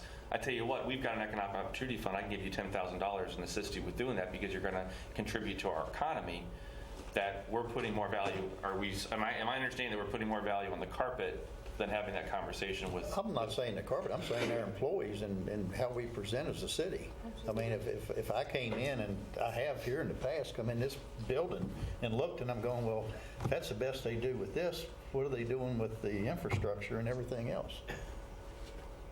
Okay. I mean, if we want to talk to the city employees that are in that building and ask them, like, do you want the carpet replaced? But, if it's a question of... Well, I'm not thinking so much of the employees as I am, the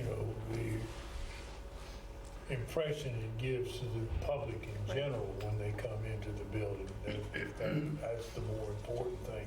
Not to say the employees are not important, but they can work in there with the carpeting we got. But so if it's well, I know the amount of money involved in a $49 million budget, I'd say go with it.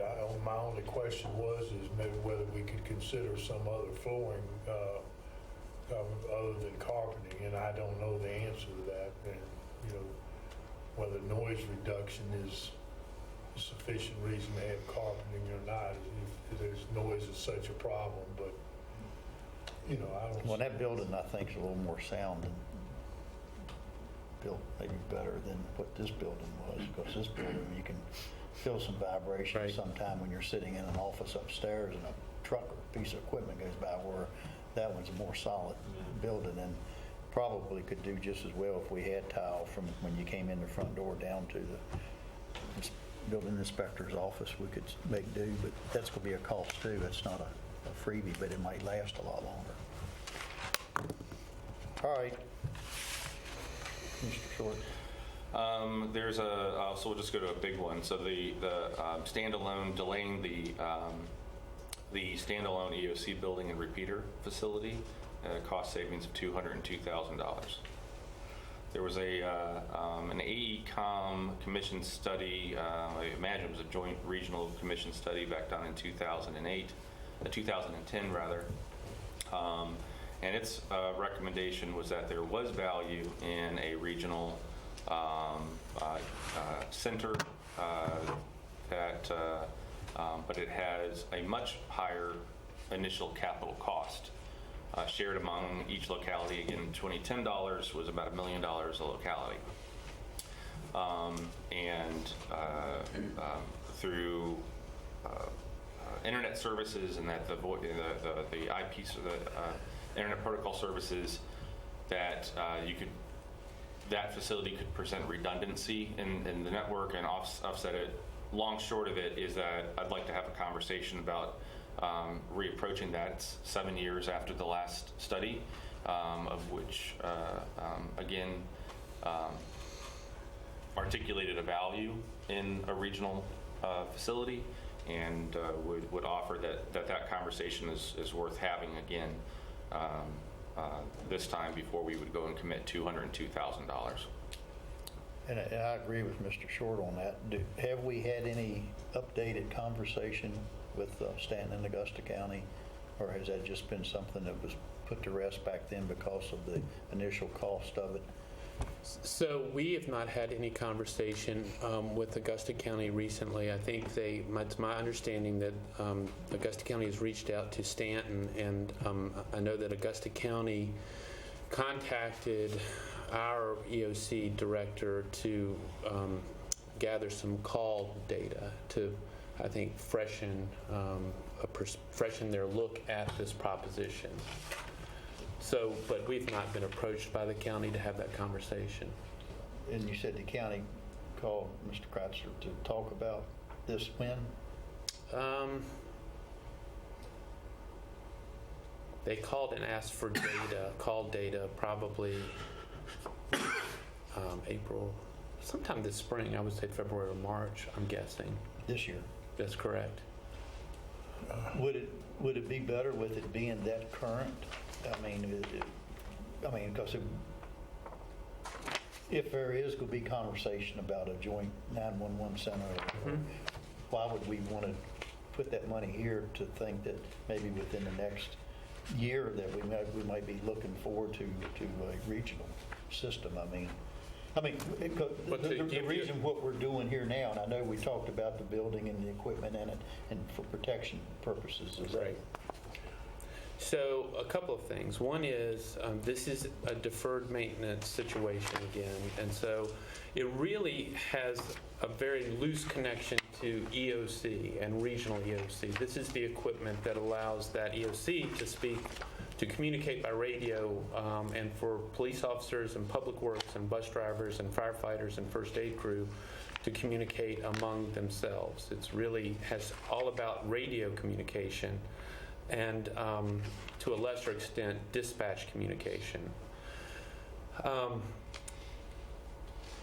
Irrespective of whether we would in the near future enter into a regional facility, I don't think that particular facility can make it in its current condition to that point in time. I think you would want to step back and examine the question of regional facility, because I think there are operational and cost considerations. I think I may have given Mr. Short an incomplete answer when you asked me about that, in that I think I probably indicated that the study did not recommend that we do it. I think actually you're no doubt correct. The study does identify value, but it also identifies a capital contribution associated with that endeavor and value. And at the time that we were examining this, the council and the staff did not feel like the capital contribution fit into our budget or was a priority given the service delivery that we were enjoying at the time. I don't think our capacity for capital improvement has changed. In fact, I think we have more significant and what I would consider higher priorities. So I think the conversation about regional 911 can take place separate of replacement of this building. I can't recall. I'd have to quiz Mr. Kratzer, but that the need for the building goes away. In other words, that, as you just stated, think you still have to have repeaters close enough to operate those radios. Yes, I think that's So I don't probably know that correct. that building becomes obsolete if you have a regional center. And I didn't know if repeaters are in the building or out like a cell tower. I think it's like a little. Here, I've got, small, actually, it's a modular, like a shed kind of. if you throw that in there, I've got a PowerPoint with some photos of it. And is this just for the replacement of the building, but not the equipment? No, it includes the equipment inside as well, the repeater equipment. How much cost was towards equipment as opposed to cost of building? So you get the building, as I recall, and I have some notes in there, roughly $20,000. For building? Repeater, yes, sir. Repeater equipment and ancillary equipment is about $60,000 to $80,000. So that you're at roughly half or just under 50%.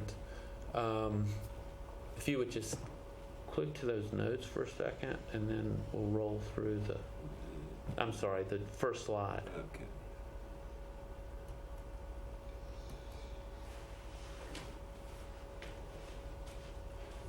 So yes, it's a modular unit, and that includes the air conditioning units and transfer switch for the generator.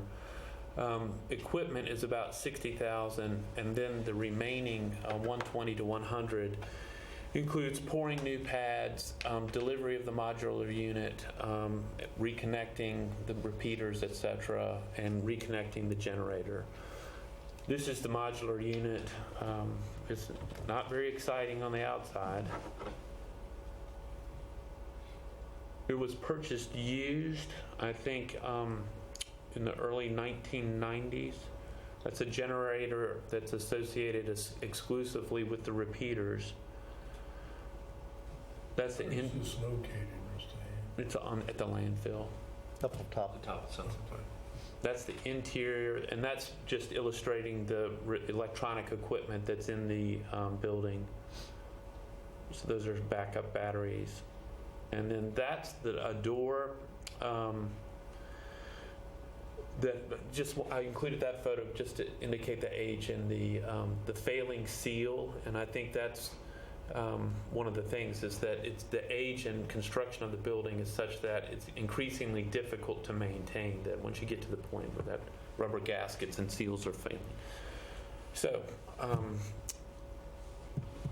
I think what I suggested is that if you proceed without funding it, then just be aware that we might come to you in an urgent instant, that if it's leaking and damaging equipment and there's some concern that Motorola is going to discontinue support of the repeaters in the building, that again, it's about choices. Can you go back to the picture of the outside of it? Mm-hmm.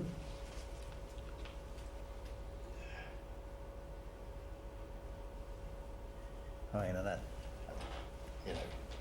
Mr. Allen does some funny things in his lifestyle, trying to save a penny, but I would probably feel more comfortable if I knew, if we had somebody sit here today and say, we're on the end of the life cycle of the equipment on the inside. I mean, we're not talking 10 years out. We're talking a year out, and I know that's a basic and important element of our emergency services, and that we have to have them.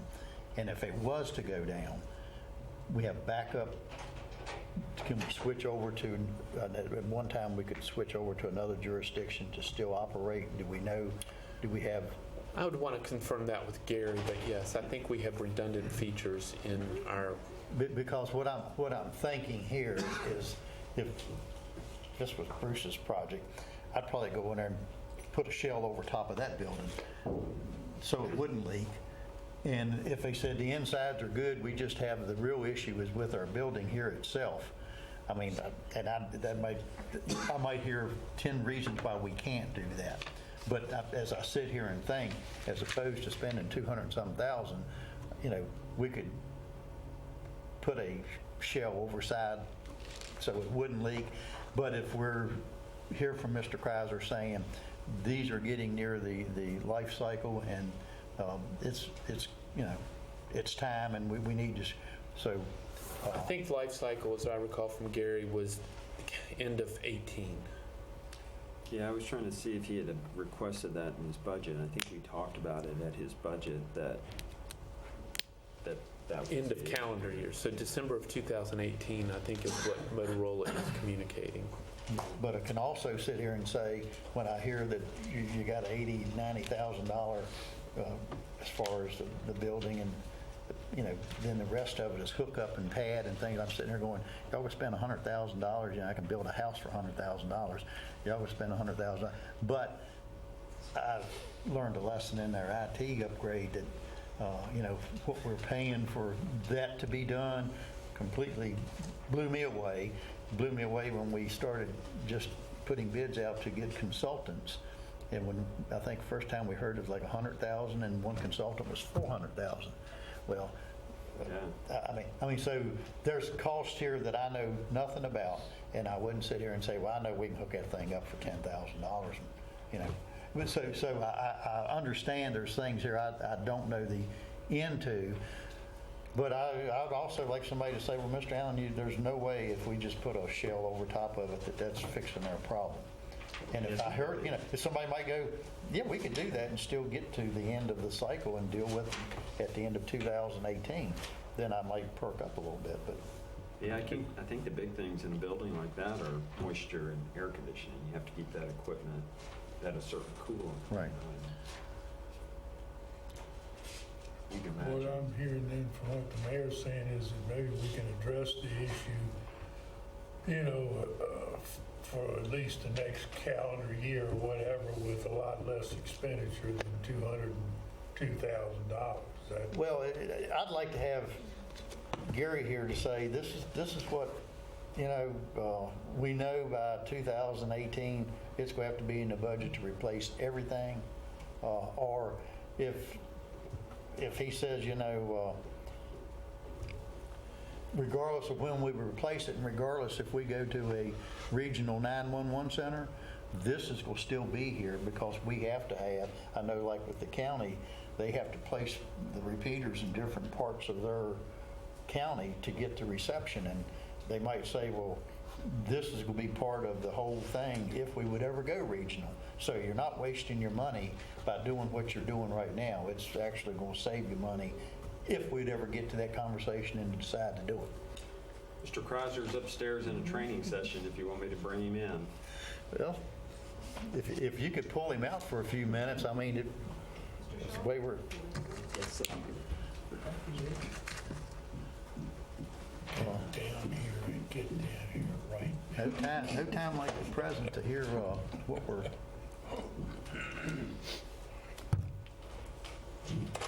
While we're paused, if I might inquire with the vice mayor, if I'm what we refer to in our personality and character examinations here as an F. So I'm a feeling person and less of a thinking person, and I'm feeling that that we're not making progress that you might prefer toward your outcome. And I would ask that if your goal is simply to create $400,000 worth of capacity to attend to either economic development strategic initiatives that might emerge or initiatives that might come from the comp plan, if there's $342,000 in additional capacity in the tax rate increase, assuming that stayed, and then if we would simply need to identify $60,000 to get to your goal of 400. Which tax rate are you say that? Excuse me. I'm sorry. The additional 2 cents above the 7 cents at 9 cents would create 300 and some thousand. 342,000. Right. So, is that a simpler conversation to have? Well, I guess for me, even if we were to just go through, well, I think I've made the points that I can make as it relates to a $48,000 savings on the administrative assistant, $11,000 for carpeting, and I've got probably another $40,000, or actually another $70,000 of other sort of small scale things that I look at. We can talk about deferred maintenance until we're blue in the face, but our community has been built on deferred maintenance for a really long time. And so I'm simply articulating is that why do we have to then roll and turn on a dime and fix things like carpeting, $11,000, that doesn't create new wealth for our community. I mean, I'll be honest with you, I don't think anybody's going to feel less, people they look at, in terms of job satisfaction, they're looking at their work environment, the resources to get a job done, and then their compensation. How nice a carpet looks doesn't create money for the city, doesn't generate economic activity for the city. And so... Can I interrupt for 1 minute? We pulled him out of the meeting. Yep. Yes, sir. I'd like to put him to the table and get him back to where he needs to be. Mr. Chrysler, you might recognize the building. Tell us what you know about this facility. And in our conversation, we talking about the 200, 220, what? 210. 210. What? 202. 202, that's why we have her. 202 for the replacement of this. And some of the questions, we were talking about was back when we had a conversation about a regional 911 center. And, if that, you had received a call from the county about the number of calls that you get here. And if it, maybe down the road, because anything at regional that we can do that's going to save all of the taxpayers' money and get better service, we're always willing to have that conversation. But at that time, they were saying maybe that this would still remain even if we went regional, because we got to have repeaters of certain parts.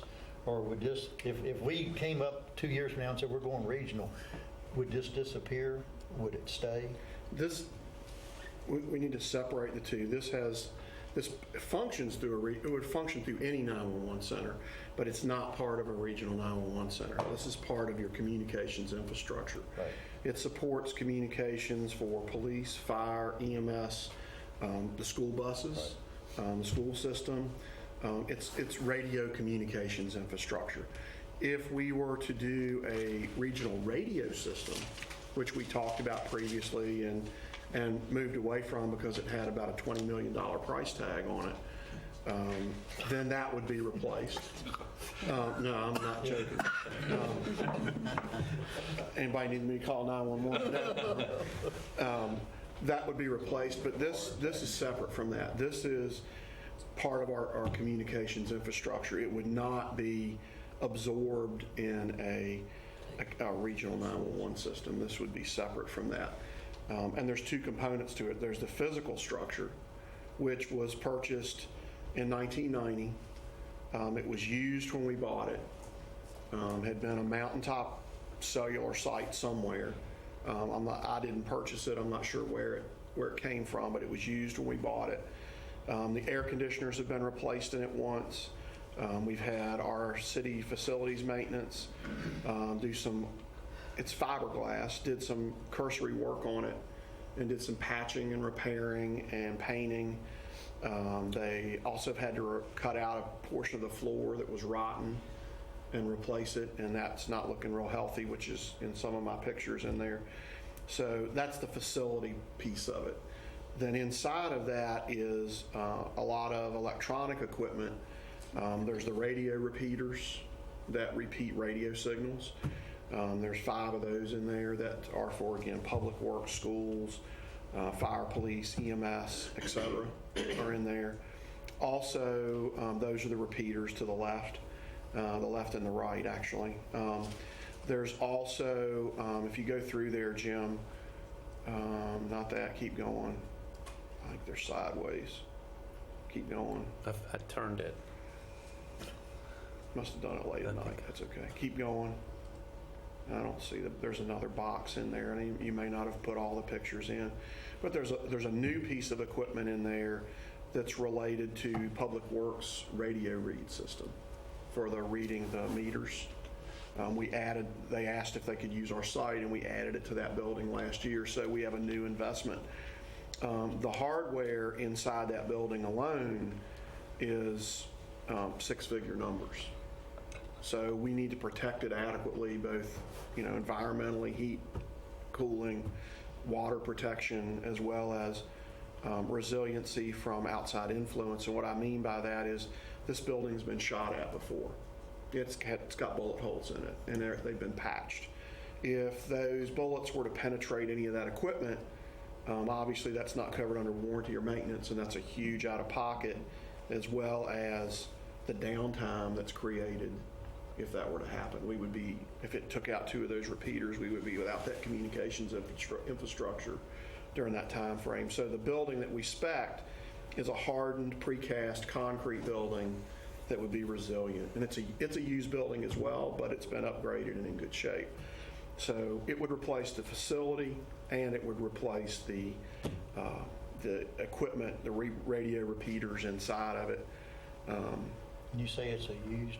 It is a used building. And the comparative cost of what you're paying for it is comparative if we bought a brand new? I don't have the quote in front of me. I apologize. I believe the building was in the $20,000 number. Right. A brand new one is about $55,000 if we bought a brand new one. And we were fortunate enough that we found one that's in really good shape. It was used at another cellular site. A lot of times as cell companies downsize or combine sites, they will sell those buildings off. And that's where this one came from. So the building is in really good site. It already has brand new air conditioners in it. And it has a transfer switch for the generator, so we wouldn't have to move the one that we have, which is about 15 years old. We would relocate our generator, and we would relocate the propane tank, but the rest of the equipment on the building would be, the proposal was to put new repeaters in, and of course we'd move Public Works radio read equipment at the same time. Also, the antennas and the coax on the antenna are about 15 to 16 years old. They've been hanging on that tower that long, and they're sort of end of life. So while we're taking advantage of this, we'd hang new antennas and hang new coax. So when we walked away from it, we'd have an investment that would last us for at least another 15 to 20 years, because we'd be using the newest, latest, greatest state-of-the-art repeaters. The repeaters that are in there have been end of life. We've used them for about 12 to 15 years, and parts for those will not be available after December of 2018. Motorola will not have a parts availability for them after that time. So that doesn't mean we couldn't get parts, but in a critical downtime, it might be difficult unless we went out and stockpiled them ahead of time. So that's what this building is all about. It is not part of what would be, again, unless we went into a regional radio system, which is separate from a regional 911 system. It was recommended in the study that we look at a regional radio system, and we talked about that, and when the price tag hit, it did exactly what it did a minute ago. Everybody kind of about fell out of the chair. So that's what this building does. It is a key piece of critical infrastructure for our public safety system in the city. Is there any personnel in that building? No, it sets up at the landfill underneath the tower that you see up there. And unless we have maintenance people in there, or we're doing preventive maintenance or things like that, it sets empty and secure. The other thing to mention very briefly is on the old building, that building has, because quite candidly, it's not ultra secure. It's got almost like a submarine hatch door on it that has 2 padlocks. That building has been broken into once. We have alarms on it. We did get alarm by the time we got up there. They had gotten in and they stole a toolbox, and they stole we have spare boards for the repeaters in there. And they stole some of those boards, which were, depending on the board, anywhere from $1,000 to $3,000 a piece. We never recovered that. No one was ever arrested. There's no cameras up there, unfortunately. This new building would be hardened. It would be much more difficult to get in that. So it certainly upgrades. And a camera inside. Well, that would be an additional expense, because we'd have to have a wireless camera system up there, but we certainly can look at And that. a camera inside. Yeah, we can do it. Yeah, even if it don't work. We got a camera. We're talking. Yeah, I get it. Sorry. We're gonna have a camera inside and outside. And a big dog. And a big dog, yes. All right, thank you. What would they have done with these boards? I mean, what, Threw them in the Copper. river. copper? Same thing they do when they try to get into cell site. I probably shouldn't say this on Don't say it. they resell. There's enough copper in them okay. Oh, yeah. Don't give Yeah, ideas. they resell. And a lot of those are just break and grab stuff. They don't really know what they're getting. They just see an unopened box and think, well, there's something of value in it. It says Motorola on it, that kind of thing. Any other questions of Mr. Pratt? No, it's super helpful. Thank you, sir. Thank you very much. Thank you, Gary. I don't think we need to ask him where his recommendation is. Right. So what would you recommend? Well, thank you, Gary. Thank you, gentlemen. Thank you, Gary.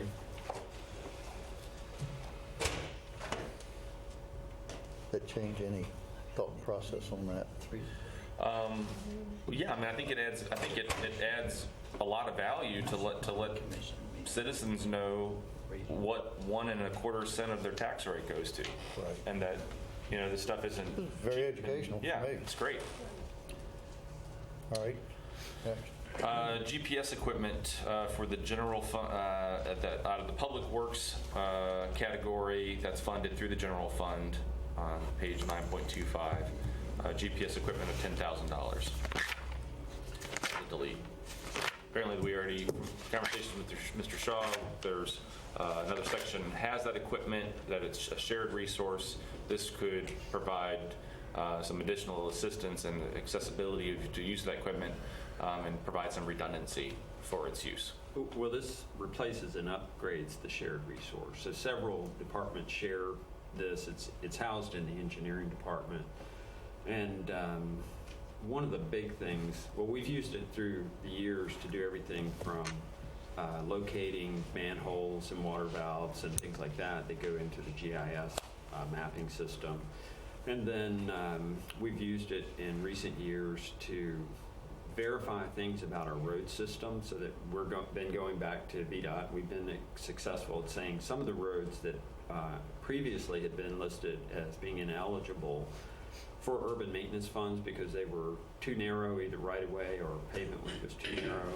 We've been able to demonstrate that they are actually wide enough to be in the system. And then the one thing that presses the issue is that as a part of our MS4 permit, we have to locate drop inlets and the outfall locations for all of the stormwater system. A lot of that is largely unmapped. And so that's, the equipment that we have now is a Trimble unit that I don't know the exact age. We'd have to get Mr. Wood in here, or his cohorts, but that's what it's for. Is basically to do the mapping things. And the one thing that is very compelling is that we have an obligation under the MS4 permit to map the entirety of our system. I can't remember whether that was in year 3 and 4, but we were given a couple of years to do that. So are we just upgrading our equipment? Yes, this is an upgrade to what we have now. And what equipment we have now, is that going to remain, or is that going I don't know whether they'll hold on to it. It's fairly old equipment, and at a certain point, it's like other things with the technology and computers. You start to say, is it really worth holding on to? This is, it's survey grade GPS equipment, and I know the earlier stuff, they talk about whether you have a 10 or 1 meter accuracy, and I think this takes you to a higher level of accuracy. any questions, follow-up on that? Next. Sir? Is there a next? But yeah, is there a consensus on? Well, I think if you're saying we need the upgrade to be able to perform some of the duties that we need to do better? And That's the more- explanation given to me by the department, yes. And I am aware because we've all looked at the MS4 permit that we're required to do that mapping. We typically have one fellow who does a lot of the mapping, both in the field and then, puts that in the map files in the computer. And then we've been bringing in an intern during the summer to do a lot of the field work as well. Did we cost share that with the enterprise fund? Well, essentially it is. I'd have to look at the cost allocation model, but essentially it is because we take engineering services. Oh, that's right, we talked about and distribute those to the enterprises. So I don't know consensus, that- we'd like to I did keep. look at the allocation. The allocation probably doesn't include this piece of equipment because we do that in advance of assembling the budget. So I don't want to mislead anybody and say, oh, it's already divided. It would be, something you have to look in your next year's allocation. So, but leave it in the budget for right. We see. Okay. Let's see. The under economic development department, through the EDA, there are a series of contributions. I've asked Mr. Hamp to provide a summary of what those contributions are. One item that raised the question was that there was a contribution, a request by the Waynesboro Downtown Development, Inc., which I think now is known as Destination Downtown, for a request of $19,000 in funding. $11,000 was stricken, adding an $8,000 contribution to WDDI this year. And so I was curious as to what purpose that. So the What's the nature of the contributions, request? I'm still working on a complete inventory of the contributions, but there's Shenandoah Valley Partnership. The guard board are the two big ones. Right. In terms of downtown, the city has, I don't know the best way to express this, but Mr. Hitch and his staff have continued to support and work with Destination Downtown Waynesboro. And the thought was that staff would recommend having available some resource that wasn't drawing from Greg's departmental resources to fund programming, marketing, lend some support to Destination Downtown Waynesboro if they came forward with a developed and legitimate request. So how did you arrive at $8,000? It just is what seemed to be an affordable and without being affordable and still meaningful. It's not. It doesn't have a formula, and it's not informed by a particular activity or program. Yeah, there were several things in there, and in all candor, some of this is just, as we get to the last phases of the budget process, we're pushing people back in terms of a dollar value, and then we're telling them, this is what you have, and we expect you to spend it as best you can, and make some of your own cuts. So, not all of these cuts are determined at our level, so to speak. We give the department some latitude, but the big ones, I'm operating. I was looking. I can find it here in a second, but the big ones.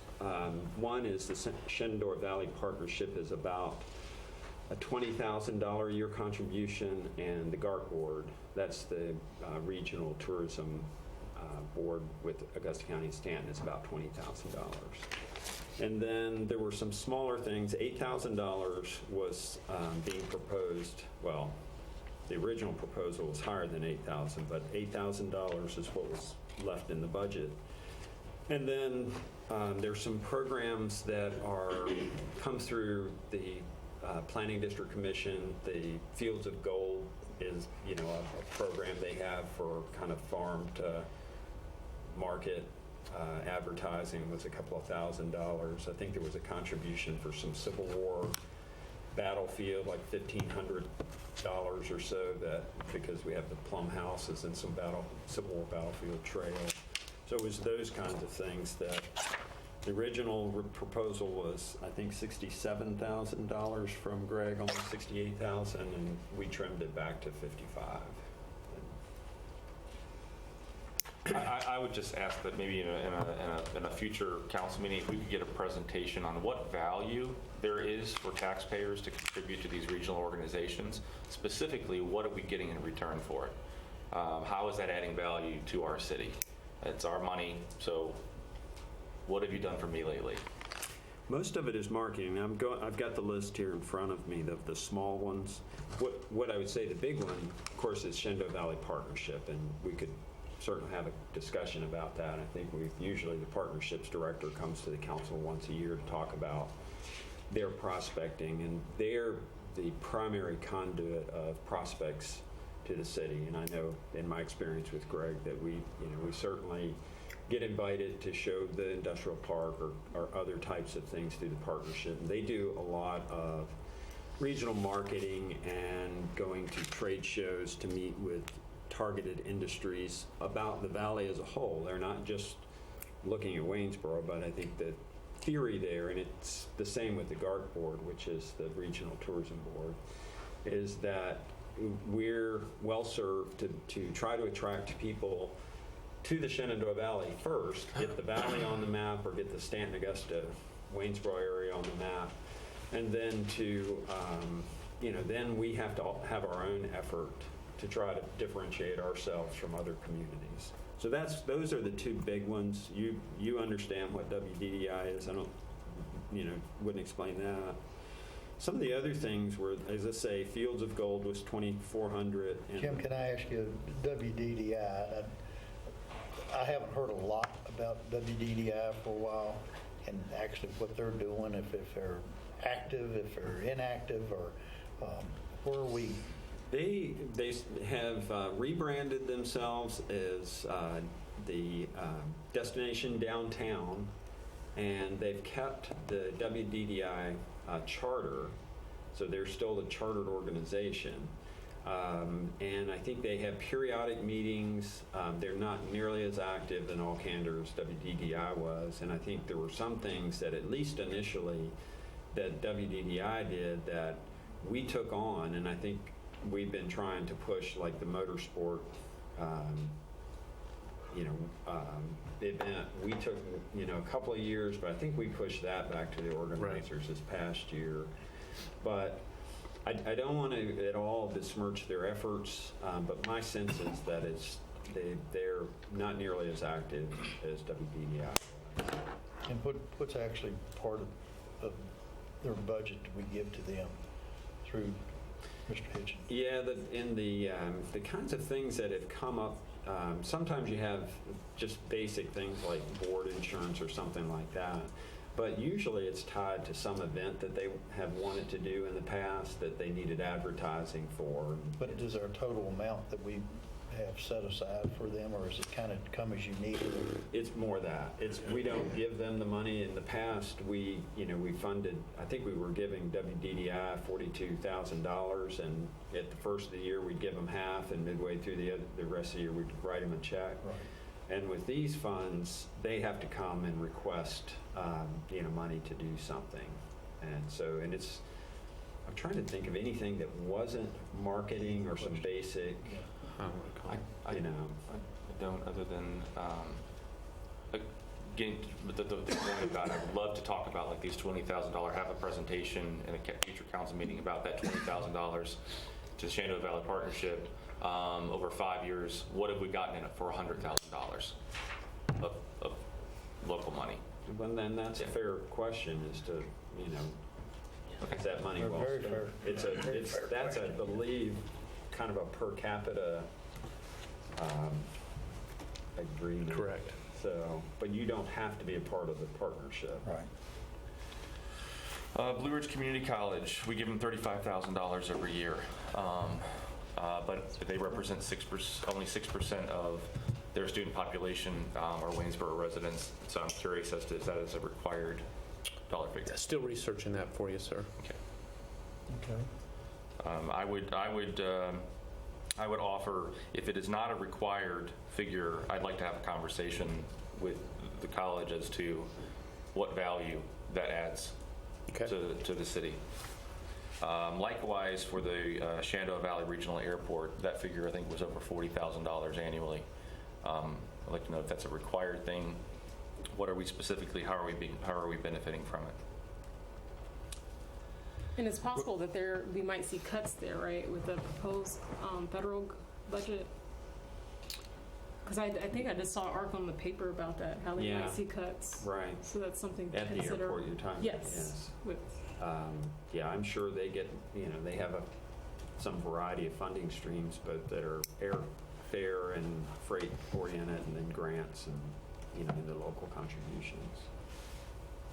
So if they get a federal cut, I don't know that they would or wouldn't come to the localities and ask for more if they wouldn't do something in their business to make it up. Page 9.1, there was a city council miscellaneous expense above year over last at funding of an additional $1,800. Small potatoes at this point, but I know you were going to look into what that figure was. The historical commission, as this is an addition, they requested I think over $7,000, and historically, as I understand it from speaking with their chairperson, that they have in the past asked for about $2,000 or $3,000 to do historical record documentation, make some improvements to some of the historic cemeteries, provide some tour information and all that sort of stuff. This is a dedicated group of citizens that we established. We set them up on a commission. They meet in a really crowded room over at the library, and we typically give them about $500 a year.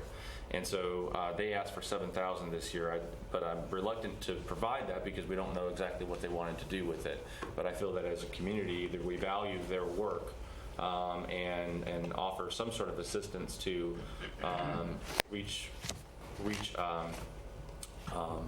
a meaningful outcome, or maybe we just disband the commission because it just seems and I know if I were sitting on the commission and working really hard and didn't have any capacity to go do good things with all that hard work, I'd feel pretty unappreciated and valueless and not have a whole lot of value. So I would just ask that we could.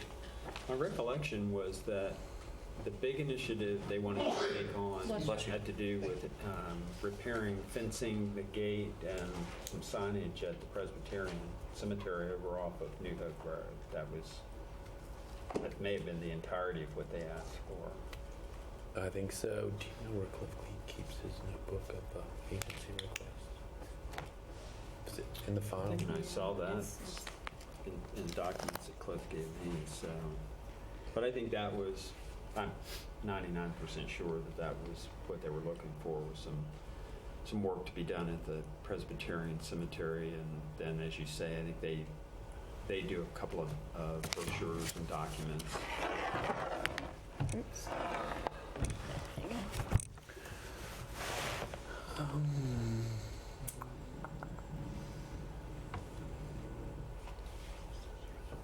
Okay, so yes, sir. So replace the front fencing at the old Presbyterian Cemetery for $3,500. Repair gravestones and plots at Fairview Cemetery and Old Presbyterian Cemetery, $2,000. Purchase and install new signage at Fairview, $800. Educational outreach through publishing booklets, $1,000. So I guess I would ask to maybe fund the first initiative, assuming that they provided that in some order of prioritization at $3,500, that we make a provision for giving them $3,500.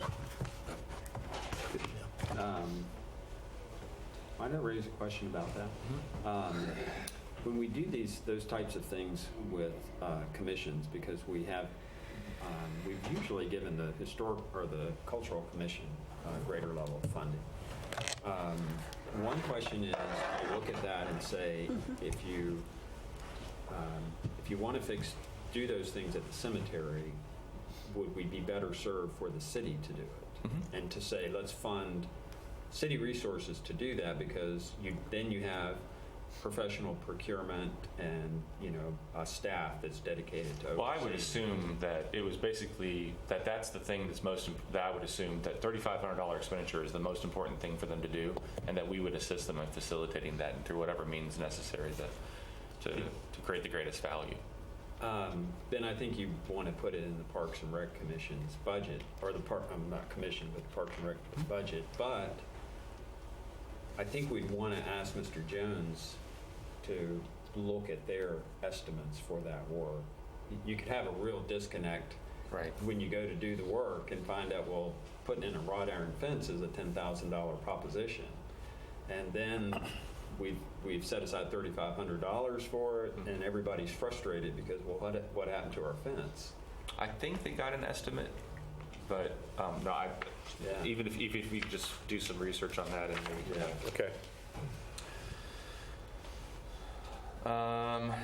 I'm proposing to identify some phased investment into Sunset Park. We've got the engineering study that's underway right now with the expectation of applying for a recreational access grant to the tune of maybe $400,000 to get the road and the guardrail built up to the park. But once people arrive, what is it that we want them to do? How can they really enjoy the experience of being up there? And currently there are no funds set aside in Parks and Rec to facilitate anything.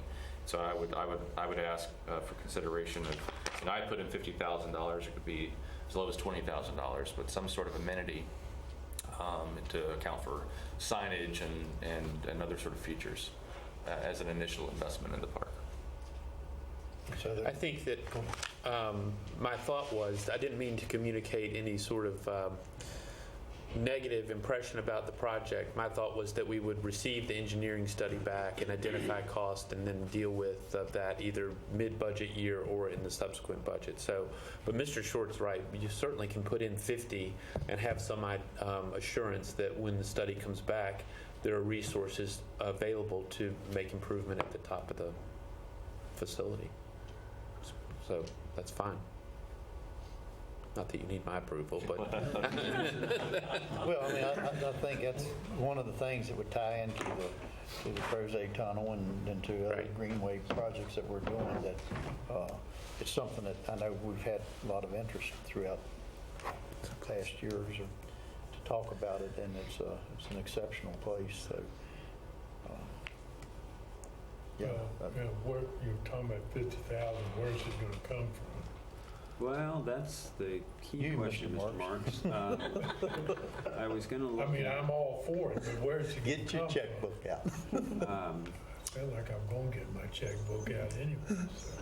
Hold on just a I second. think the mayor rightfully is driving us toward as much conclusion or firmness as we can get, but there might be, when we get to the end of the experience, a couple of things that we would want to consider before we confirmed a funding plan. But the natural place you would go would be, in other words, if that were a proposal that had come up through a department, we would say, well, that's a capital expense. It's a legitimate use of your fund balance. And we might go to one of these committed funds or some sort of combination of funds to fund that. And now, as we drive to conclusion, I've got some big questions, just because at the end of this we have to come up with essentially an add, delete list, add, delete, or amend list. We'll want to know, what are we doing with, and if there's going to be any additional revenue that's not in the manager's budget, what is it being dedicated to? And then what, I'm still a little unclear. I just want to verify all of the things that have been listed. Are they in or out or amended? So, but that would be to Mr. Marks's question. If you put it immediately to us, I would say, well, either that's a part of the additional 2 cents on the 100 increase, that could go to pay for it, or you found something else in here that you're deleting, that you're substituting, or that you go to fund balance. So there's a couple of different ways to do that. Well, I thought we had had reached a consensus on several of the items that Vice Mayor Short has brought up, as far as add or deletes. I have a recommendation to make, and maybe we cut to the chase and help him his thought about an economic development fund is, you know, we compromise and maybe have an 8% tax rate that would raise an additional $170,000 that could be put into the, you know, do it in an incremental fashion rather than, you know, going to the full amount. And we'd have some extra revenue to, plus whatever we find that we agree we can save from the recommended, manager's recommended budget. Can I keep score for just a second? Yes, sir. Okay, so were the 2 police officers coming online in January in or out? I was for them to stay in just for the reasons that I stated when we talked about it. The availability, trying to take the burnout situation to look at hand, and the possibility if we get good candidates at that time, and then we go, well, we don't have the funding for them. I mean, but right now, where we at on it? Mr. Frieden, you say you'd like to leave the 4 positions in? Yes. Ms. Anderson? Say at least the 2. I mean, I don't know about the 4. Mr. Moore? 2. Well, looks like it's going to be 2, so go forward with the... So Ms. Anderson, you're for funding 2 new police officer positions? this year? Not the 4. And not 4. Oh. Okay. All right, so the admin position I took to be out. Is that? I took it to be in. I mean, I haven't sensed any of the elites taking hold at all. I thought we decided if we were going to move forward. I thought it was in. I thought it was in. Yeah, and Yeah. 2 police out, admin in, carpet in, the repeater in, GPS equipment in. I had a question as to what we're doing with a couple of the economic development items in the BRCC and Chinda Valley Partnership. Some of that, the regional airport, I took we can the discuss it questions. next Wednesday's meeting. And then on the ad side was Grow Waynesboro. We'd like to do something with I put down $7,000 for Historic Commission. That, I thought we were going to talk more about Waynesboro. That was decided. okay, I don't know. I have a $50,000. thing here to add 60,000 for Okay. Grow Waynesboro. Was that correct? That's where. I mean, I would like to talk about another item before Okay. I agree to grow Waynesboro. All right. All right, Then go ahead. What is it? And that's the Wayne Theater, and whether or not we need to set aside more time to talk about it, but it's going to haunt us, and we need to take care of it. I feel, whether or not that's another agreement, whether or not that's giving them some money this year and talking about it afterwards, but I feel like we do need to deal with it though. Let's talk about it right now. You started. I mean, I don't. Go ahead. I don't know how we're able to approach it, but and I know we have a lot of things a lot of projects that are needing funding this year, and me personally, I feel like even with pay raises, I feel like that's even more important than putting the money there, but. It'll be nice for us to either say, let's give them the 140, and then, whether or not we can approach the EDA and have them rewrite their agreement, and for us to decide on another agreement. But also, while doing that, making sure we're looking, 5 years, 4 years from now, if we're no longer here, that we don't put the burden on future city council members. So. Well, and my response to that, I keep hearing I'm not keeping my word. Yeah. My word's not on that agreement. Understand. And if you go back and you look at the legal side of it, we have that agreement's there that says it's non-binding for future council people. And we don't have the authority to put a debt out for future council people. And that's exactly what they did. They put a debt out for the future council people. And at that time, when it came up for discussion and for the vote, the council here did not listen to the people of this city. They didn't listen to the people that were here that night that tried to advise them that's not where they wanted their tax dollars to go. And so when I look at it, there is not an agreement there that I have a responsibility to, or that it's my agreement or it's my word. And this is what I've said for 9 years since I got elected, because that was one of the issues that I ran on my election campaign. And so, and I've brought it up in the past that maybe we should revisit that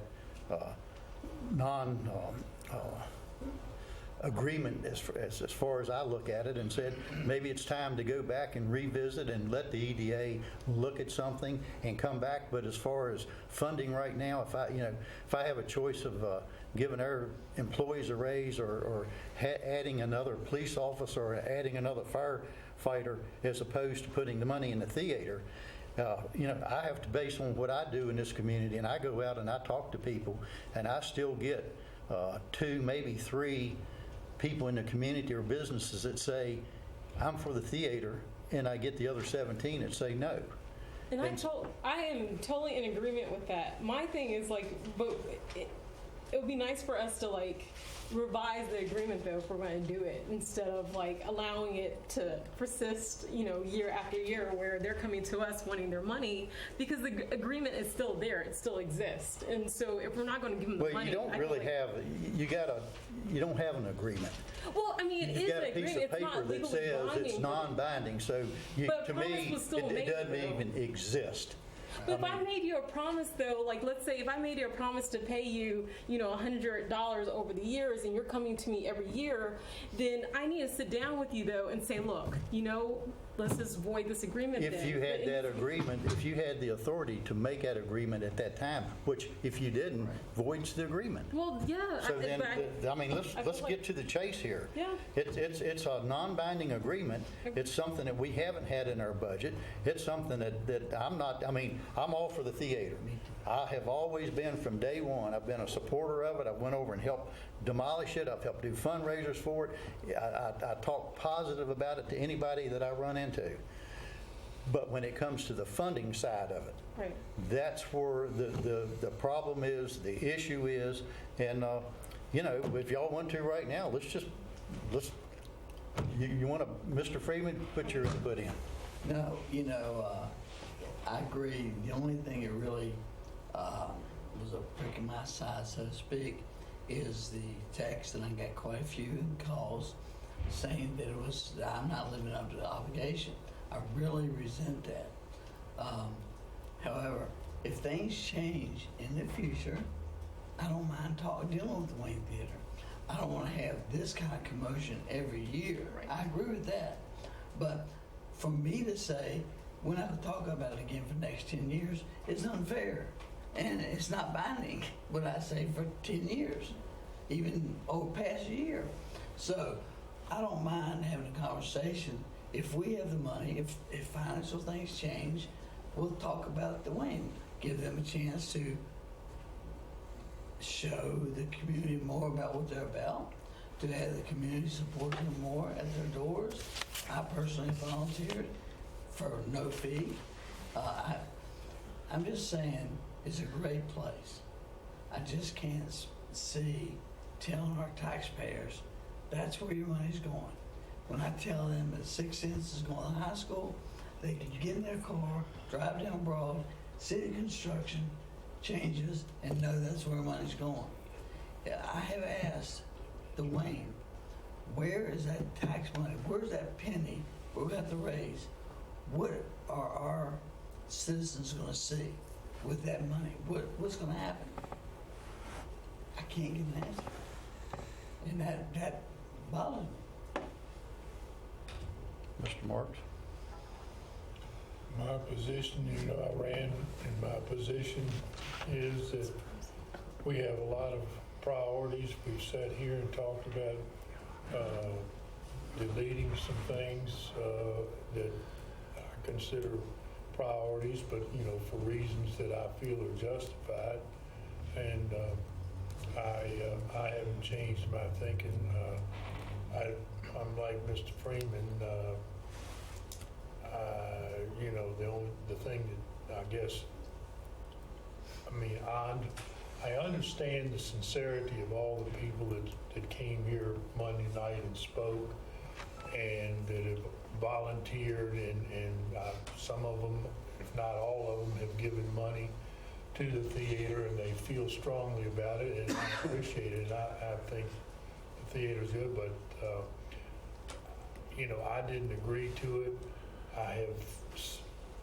I have voiced the thought in the past that if it was that great to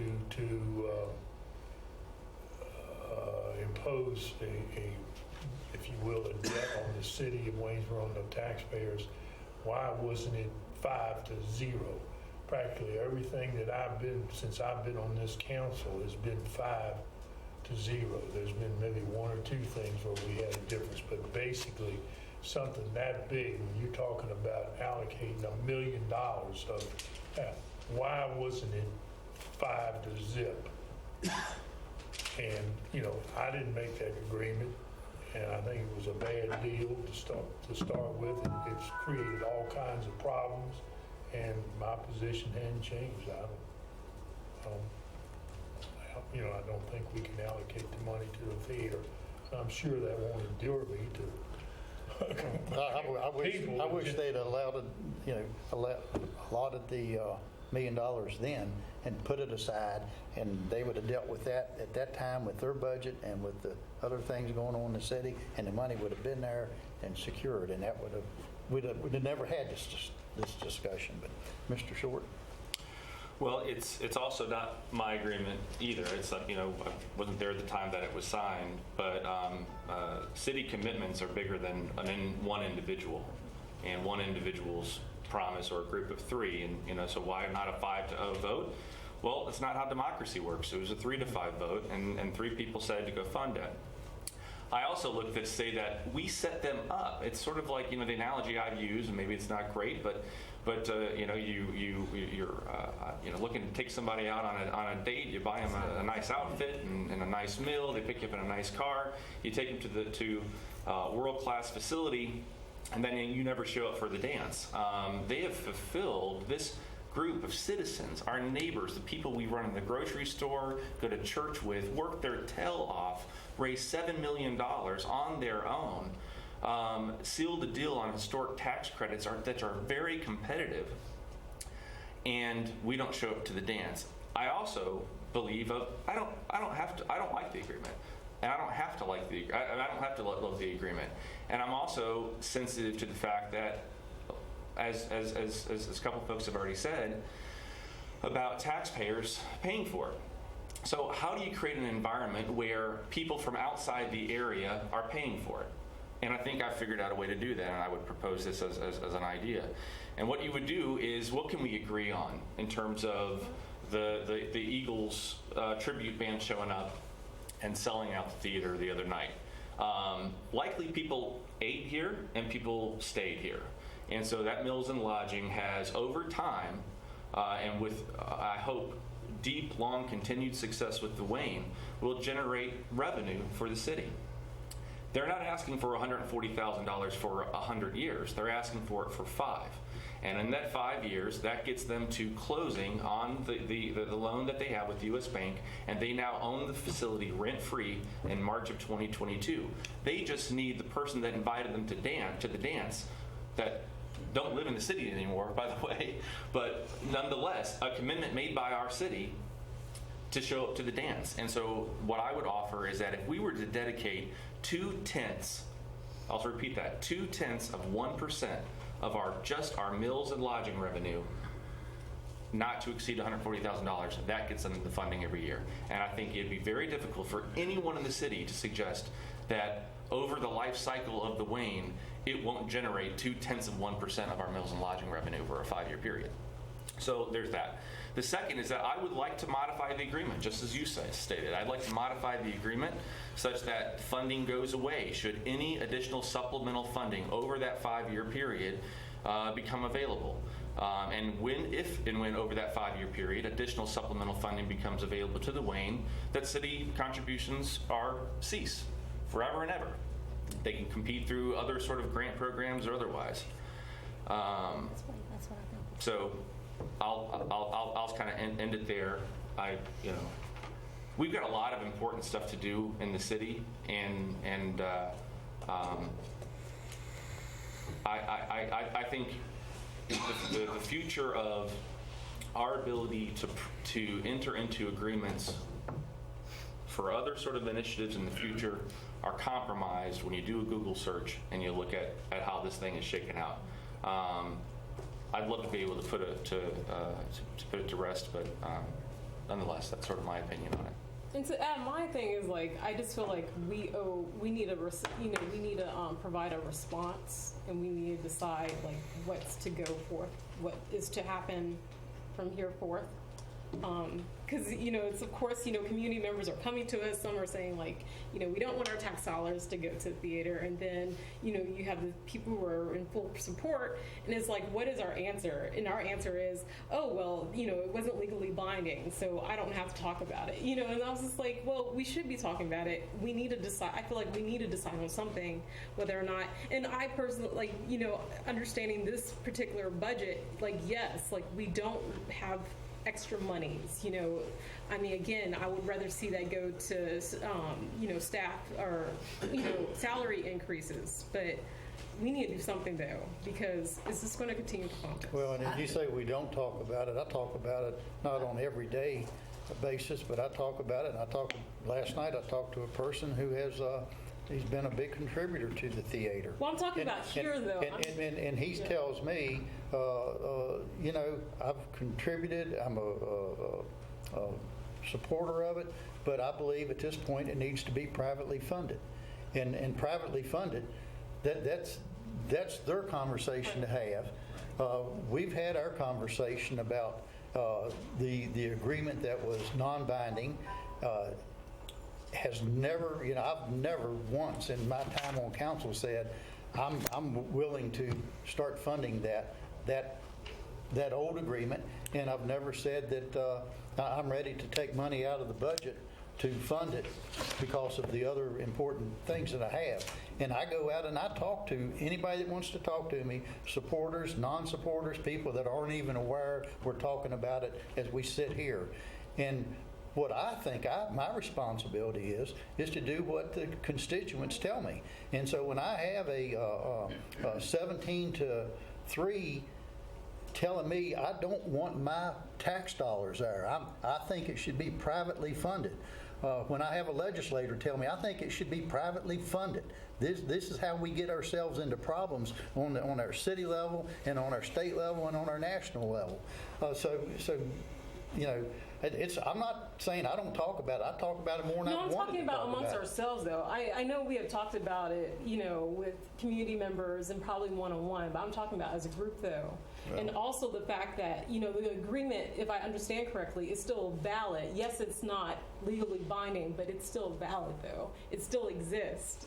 And so if it's going to continue to exist, I feel like we need to decide. It exists, and it says that it's going to be up to the future council people, and we just took a poll around the table that says we're not in agreement with that agreement. Right. So let's have future conversations to maybe come up with a new agreement and to look at things like that. But the thing is, even then, in the future, if I'm the only one on an issue, and council votes, whatever, 4-1, in the future, I have no problem telling someone why I was the one and what I think. I don't have to agree with council because they made a unanimous decision. I can still have my own belief and reasons, and I can still explain them. So I just want to say, to have an agreement again that's going to go past the next council, I'm not in favor of. Well, and the solutions will be the next council race that we have. Yeah. I'm sure there'll be an issue there. Are you in favor of funding totally, maybe that year, the balance of it or however it plays out? Or are you in favor of letting them seek private funding and we continue to do what we need to on the necessities that we are obligated to do? And then when the people vote on that one, they'll have their people sitting on council that will vote and either fund it, partially fund it, redo an agreement, whatever, go forward. So what is the process? Oh, go ahead. Sorry. Well, and I was just going to say in response to Mr. Short, I understand how democracy works too.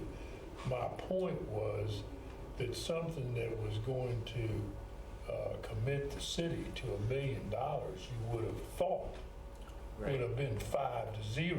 And there were reasons stated that night, because I've gone back and looked at the minutes. There were pretty cogent reasons for why they shouldn't maybe jump into that agreement, and they were totally disregarded. Okay, fine. It was 3-2, and that's where we are. But And I would argue that was that moment in time where you had a shell of a building that looked like it's the next in line to be demolished, but we don't. Now it's a success. Now it's open. So do we want them to thrive or not thrive? And so it's it's about choices. Past councils pass on new expenses to new councils all the time. This year alone, last council's budget only set aside $142,000 for 6 months of a salary increase. We gave everybody in the city a 2% salary increase, but only started it in January. Well, why not September? Why not in July? Because there wasn't enough money, and that council chose not to raise the revenue in the city and to support that obligation. So now this year we have a little less than $800,000 coming online from the debt service for the town center, and we're now having to absorb $142,000 of last council's decision. There are positions that were created that were half funded, 6-month positions, 8-month positions, even 2-month positions, I think 2 or 4-month positions that were granted in last year's budget that this year we're having to absorb the cost of 12 months of salary that weren't accounted for in the past council action. So that stuff happens all the time, and I'm not going to go out there and say, hey, sorry folks, we're going to have to reduce that 2% pay raise everybody were hoping to get for a full calendar year and to reduce it by 1% because we only set aside $142,000 of additional revenue for. I'm not going to do that.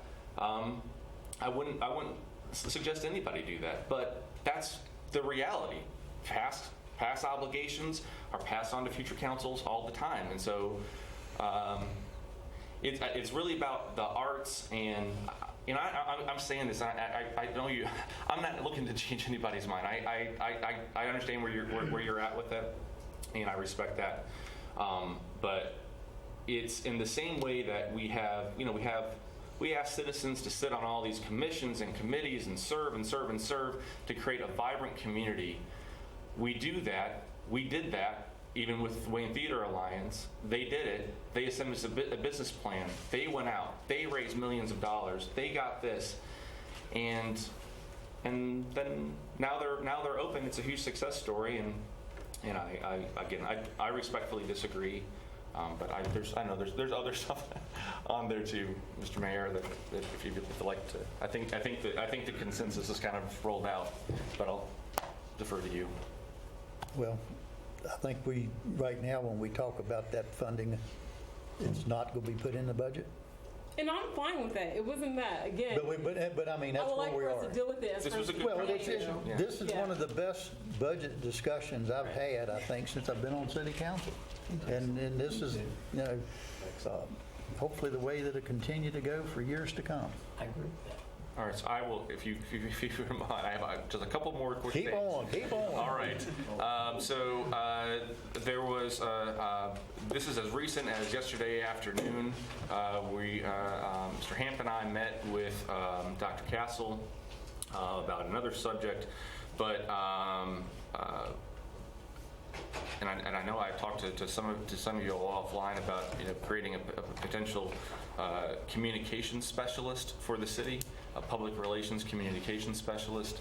And I think where I landed it prior to yesterday was, well, maybe we don't do that this year. The school division really would I think benefit from and would value the city taking an initiative to create a public relations point of contact that manages the way we communicate now is so different than the way we communicated as a society even 3 years ago. And to have a central position that is dedicated to telling our great story. As much of all this sort of stuff that people can kind of get pretty emotional and built up on, we do tremendous and wonderful things in our community. Major. I mean, you get a lot of stuff done with a $46 million budget. But we never really speak of it. And so when we don't tell our story, other people tell our story for us. And to have a communication specialist that partners with all department organizations, including our school division, to assist in telling those good stories and establishing great rapport with our news outlets and alike, maintaining our social media presence and telling our great story, it pays dividends. And what do I mean by that? You Google Waynesboro schools, you're going to have right now a very different search hit than we would think is desirable to attract a Fortune 500 company. And so this sort of nominal investment in a position, I think, affords us to reestablish ourselves as a serious community with wonderful things happening in it, and that we tell our story on our terms. So I would ask for consideration of the creation of that position and look for staff making a recommendation for the funding of it. I think it's a valid point, and I would agree with you.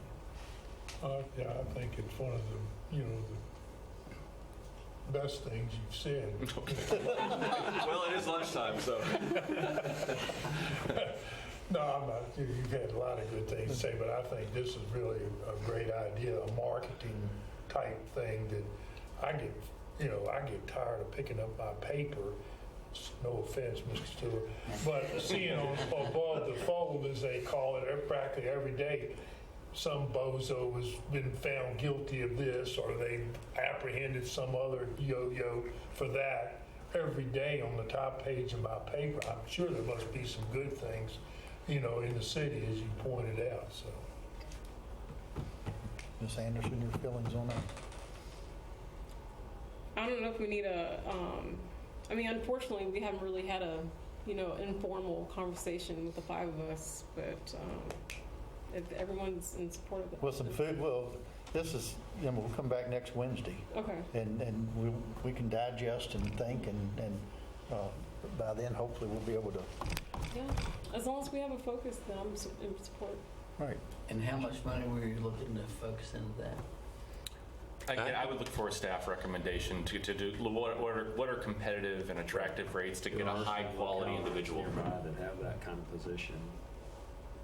Yes. It'd be easy enough to find. We need to do some research. I'm not prepared to furnish a number. I like that research. Okay. Next. We don't have to talk about it today, but I'd like to have a conversation specifically targeted about the Tourist Information Center. We're adding an initial $10,000 in expenditures for it. I'd like to have some conversation about how that facility is operated, what it means to us, to the community, and then certainly as council.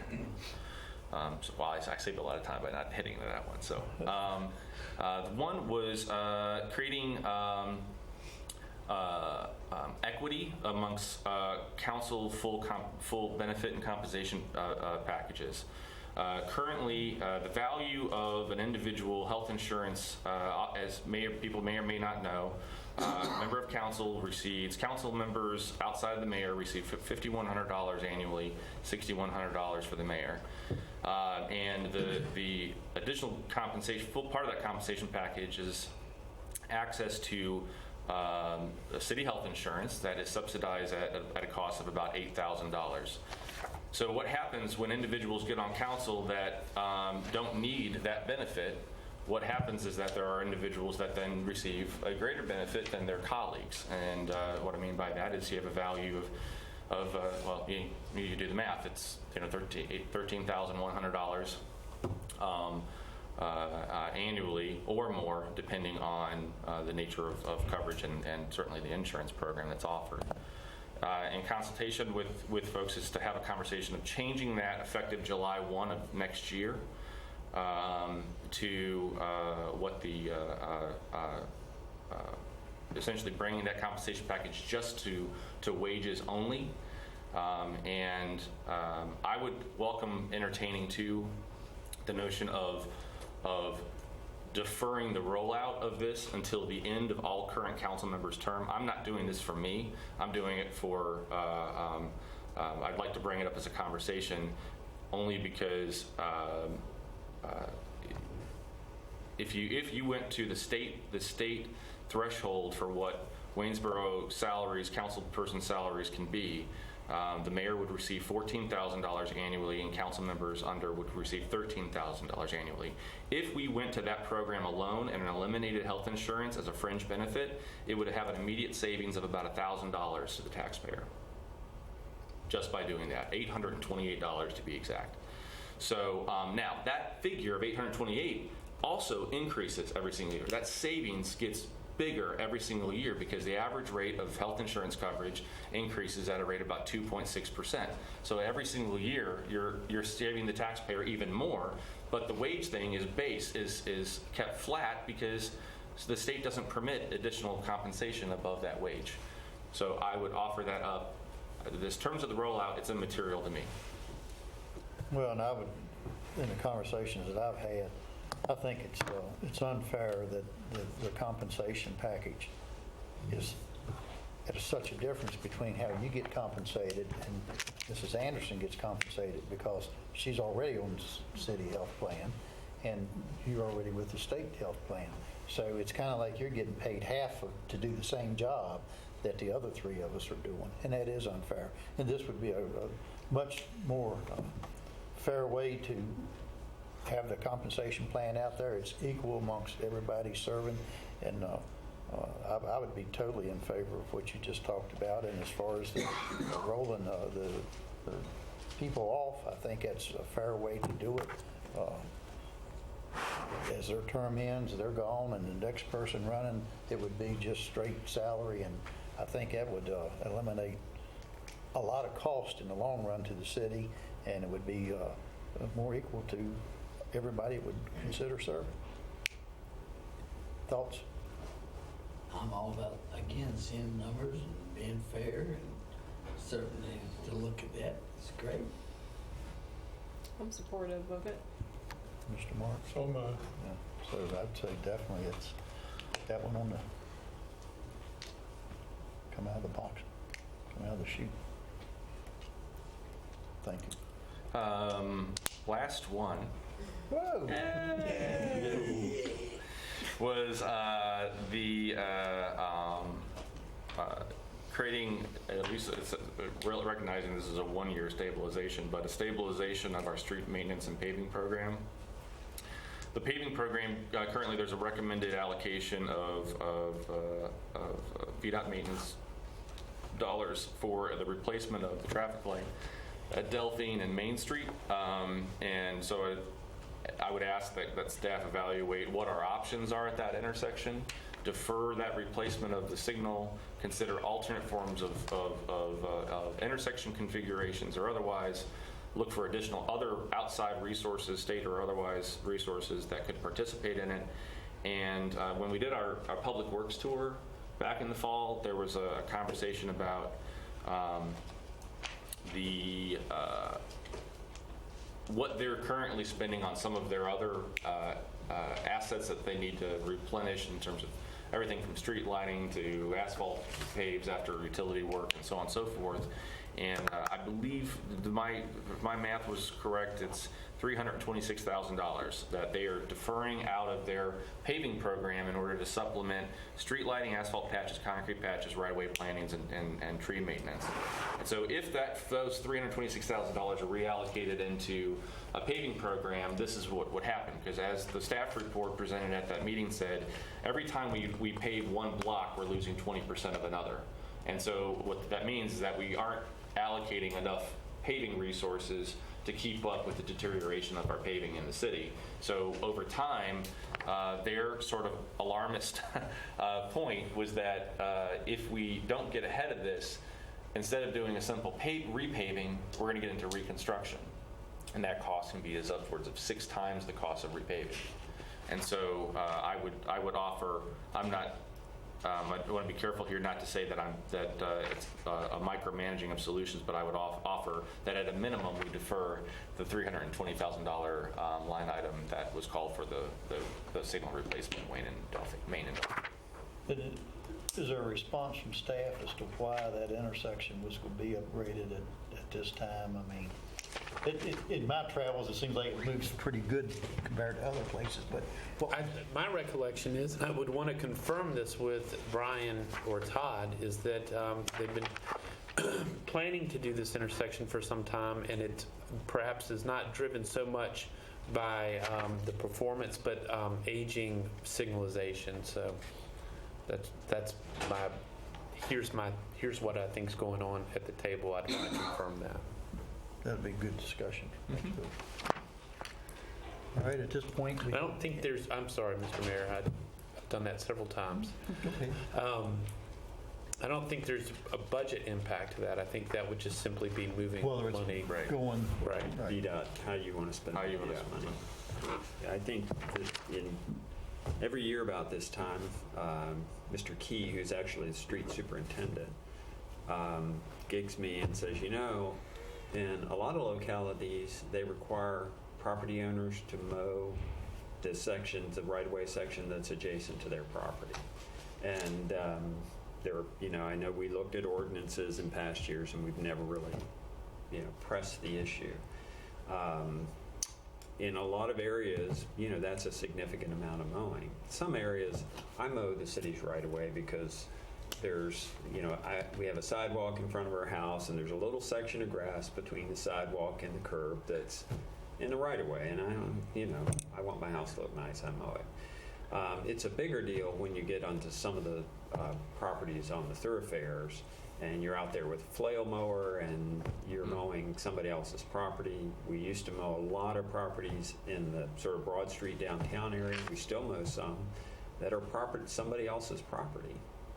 And, I know in recent years, just maintaining, keeping up with grass has gotten to be a big issue, and it's between Public Works and Parks and Rec that do medians and right-of-way and all that.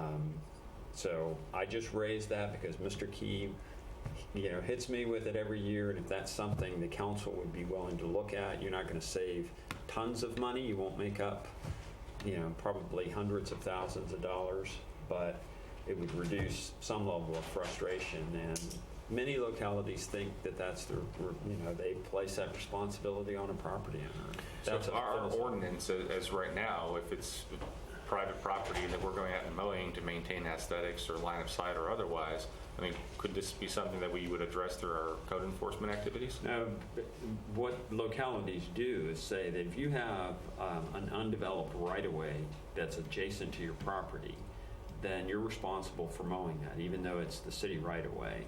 And it's akin to the ordinance that we have, and is, in all candor, not very often enforced, that if you have a sidewalk in front of your home, you have to go shovel the ice and snow off of it. So it's really more that situation is where we, transfer the burden for mowing a public right-of-way to the private property owner.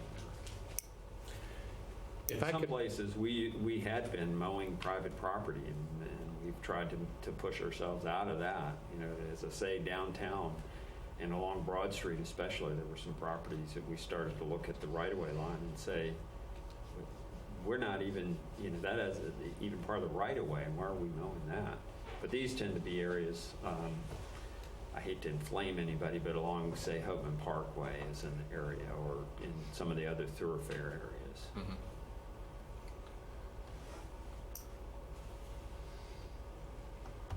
What were you about to say, Mr. Hank? I was going to say, a glimpse behind a companion thought process is that we're familiar with the clarion call of Public Works and Engineering and about the fact that we lose ground in our paving program. And Mr. Shaw raises a point that in recent years, maintenance of right-of-ways and mowing has been of particular concern. I think we all appreciate a tidy and neat community. a choice that could be made is that we could apply additional, and I've had this thought, so I'm vetting this thought with the council. We can apply additional maintenance, urban maintenance funds to mowing of the right-of-way and maintenance of the right-of-way. That's an eligible maintenance activity. But that would set you further back in your paving program, but it is a more conspicuous service benefit, and I think there would be more conspicuous satisfaction enjoyed, perhaps by council and the public, by having a neater appearance in the community, but the invisible reality that you're losing ground on your paving situation. And it's an interesting thought. And I wouldn't say that you would be intentionally kicking the can down the road for a different council to deal with, but it's a service choice that you can make, and one that probably reflects stewardship and more a longer term view versus versus the way that the community looks during this mowing season. Doesn't require a response. I would like, in a companion thought, Mr. Jones has approached me about undertaking some fundraising activity related to Sunset Park. You may know that he's involved with Blue Ridge. The Blue Ridge Tunnel Foundation has done some fundraising with those folks. He has a terrifically creative mind and energy and passion to support that project. If there's no objection from council, I'll turn Mr. Jones loose and say, bring us back a program, and we'll touch base before we do any events, but I don't want him to spend time in that effort if it's not one that the council feels like is appropriate. I think that'd be great. Okay, thanks. Mr. Shaw, do you have adequate scorekeeping? Well, I know the hour is late and we have another work session ahead of us, but I think we will have to really refine where we are, because it's not clear to me where, there's been a proposal of council that we could raise the tax rate as high as 9 cents. And it would be certainly within your purview to say, well, whatever you make over the adopted expenditure budget goes into a reserve account of some sort, either one that's established or one that you would establish. But at some point, we have to balance the budget. So we're required to have a balanced budget. Expenditures equal revenue. Revenue equals expenditure. You can generate more revenue than expenditures, and then you establish a reserve to put that in. And some localities actually do that as a matter of practice. They replenish these reserve funds as a matter of budgeting practices. So that's perfectly all right to do. You can't have more expenditures than revenue unless you're willing to continue to dip into your fund balance. So I just say that at a certain point, I'm keeping score, and I think you lady and gentlemen, this has been a great conversation. You've given us some good direction, but there's a lot unsettled that we'll need to. We tried to replenish our reserves that we've drawn out of over time. Not by any formal practice. Hasn't our reserves grown over? They have. Typically, so what we've done is we're either replenishing or we're growing our reserves just in general. Yes, at the end of the year, what the council's done is to say, whatever that growth in fund balance above, what we hold in the unassigned fund balance, then we allocate that to various reserves, and that's, we started doing that probably at about the time we had the DuPont windfall, and that we've done it every year since. I can't remember a year since then that we didn't reallocate something to the reserves. So I'm not suggesting you should or shouldn't do that. I'm just saying you have some options if your revenues are higher than expenditures. If your expenditures are higher than revenue, then the only way to compensate is to make more money or to tap your reserves. But we have to have a dollar for dollar balancing within a pretty short period of time. The math that I've done is that and it's loose math, is that with the additional add-ons that we've done, the things that we haven't really deleted, and the couple that we have, if you look at that, and we maintained the 89 cent rate that we advertised, that would leave roughly plus or minus about $250,000 aside for this economic opportunity fund that I was talking about. I'd love for that to be larger, but and it could be. We could set it. We could take something out of the industrial park reserve and assign that into it, or if an opportunity presents itself, and immediately make that transfer. So I guess where I'm at with it right now is that capacity to grow our economy is critical, and we need something to work with that is different than the reserves that this council and past councils have so diligently set aside. I'm not really particularly interested in dipping into those reserves. So to create some sort of new economic development reserve fund to incentivize and stimulate economic growth in specific targeted parts of our community, as guided by the comprehensive plan outcome. And one thing I'd had on my list, I think I've asked you, but is there nothing in compensation in our budget for the treasurer's office because of the added responsibility that she took on with the elimination of one employee? And That's right, there's not, but it was an item that was probably going to show up on the add-to-delete list from the manager's office. I hope it's going to be on the ad, not to delete. All right. One thing we haven't talked about was the additional request for that the school asked for $390,000. All right, let's cover that.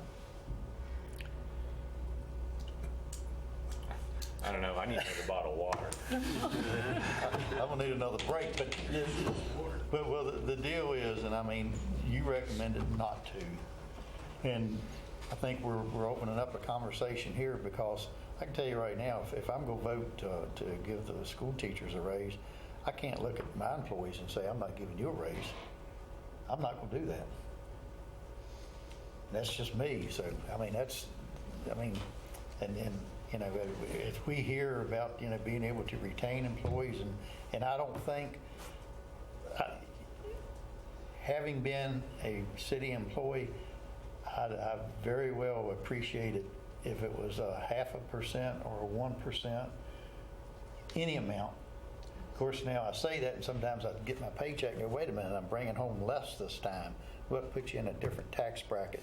And so I really, I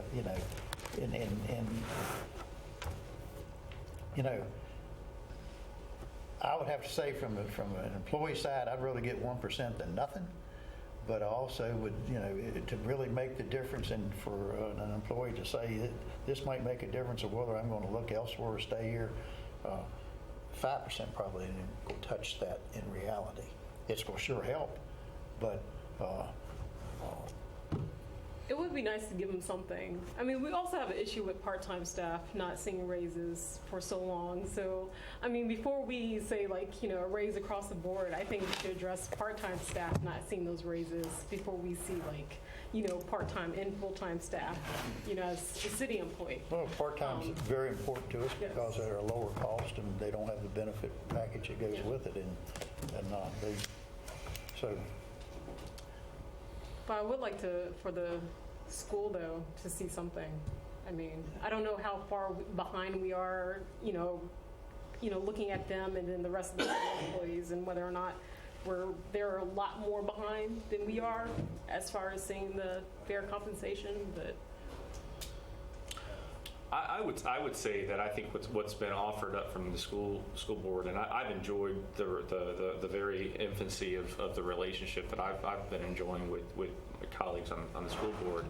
But I would say that it's a false choice because rather than talking about employee compensation for the school division first, the school division made a decision to talk about it last, and so it'd be a very different dialogue if we were talking about a $390,000 additional resource, additional capacity. Again, saying, because I think it mischaracterizes the question of whether or not the school needs additional resources or not. And what it does is by making the request in the way that it's been made, it characterizes like, well, city council is either going to give teachers a raise or not. That's a false choice. That's not our decision made. It was the decision of the school board not to give their teachers raises at the beginning of their budget. So the other thing too is that the funding formula that exists currently. The moment that we take on a reoccurring expense, as we did last year, we actually participated in a 2% pay raise for teachers last year. For the school administration, I should say, not just for teachers, 2%. So we participated in that last year. When we did that, in my opinion, we broke the funding formula. To continue to do that every year as a recurring expense breaks the funding formula. Over the past 5 years, I asked Mr. Ham to look at how much additional money has the city been providing. Over the past 5 or 8 years, local funding has increased by an upwards of 25%. Every year, in addition to the 42.5% funding formula, we're giving the school division $300,000 or $400,000 every single year on top of what they're asking for. This is really a big. I would welcome the opportunity to talk at a statewide level about what's happening to the federal and the state funding. Our local funding is the only thing that's actually continuing to go up. So, and if the school division is interested in talking about reimagining what this funding formula looks like, I would welcome that opportunity. But I think to do wage increases or make concessions or additions onto their budget and above and beyond the agreed upon formula creates long-term exposure risk for the city in terms of additional liabilities that we don't have the revenue for. So as much as I would speak to the mayor's point too, we're not giving our employees pay raises. We did last year, and the school division gave raises last year. And I would again welcome the opportunity to talk about the funding formula, how we fund education in Waynesboro. It's not that we give them 42.5%, it's that we give them 42.5% of what? If our real estate valuations continue to decline, they're going to get less and less money. So let's talk about it. Well, when you say that this is going to decline, I don't say it would decline because when real estate values go down, we raise the tax rate, neutralize, right? And then they still get the amount. I guess that's potential for. I'm sorry. Well, yeah. Okay. What say you? I don't see us allocating additional resources. As much as I think respect school superintendent and school system. I mean, I think they're going to have to take another look at their own situation and figure out how to deal with it. I mean, we've got too many other things to do, and stretching the money every way we can. I don't think we can do that. So I'm with the manager, I guess the mayor, you. Didn't we have a lot of teachers leave last year, though? A lot of it was due to salary. I heard that, 20 teachers left Kate Collins last year? But yet they are inconsistent with exit interviews from what I've also been told too. Okay. So without me seeing someone actually telling me or filling out a survey of why they left. I mean, of course, some people are not going to talk about it. I mean, you have that too.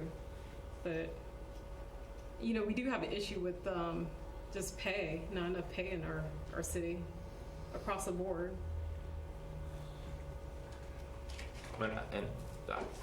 Angela, I absolutely agree with you, and that's why I think that it's so critical that we make investments to diversify our economy and generate new growth. Because every time we talk about a payroll, what we're talking about is real estate revenue, and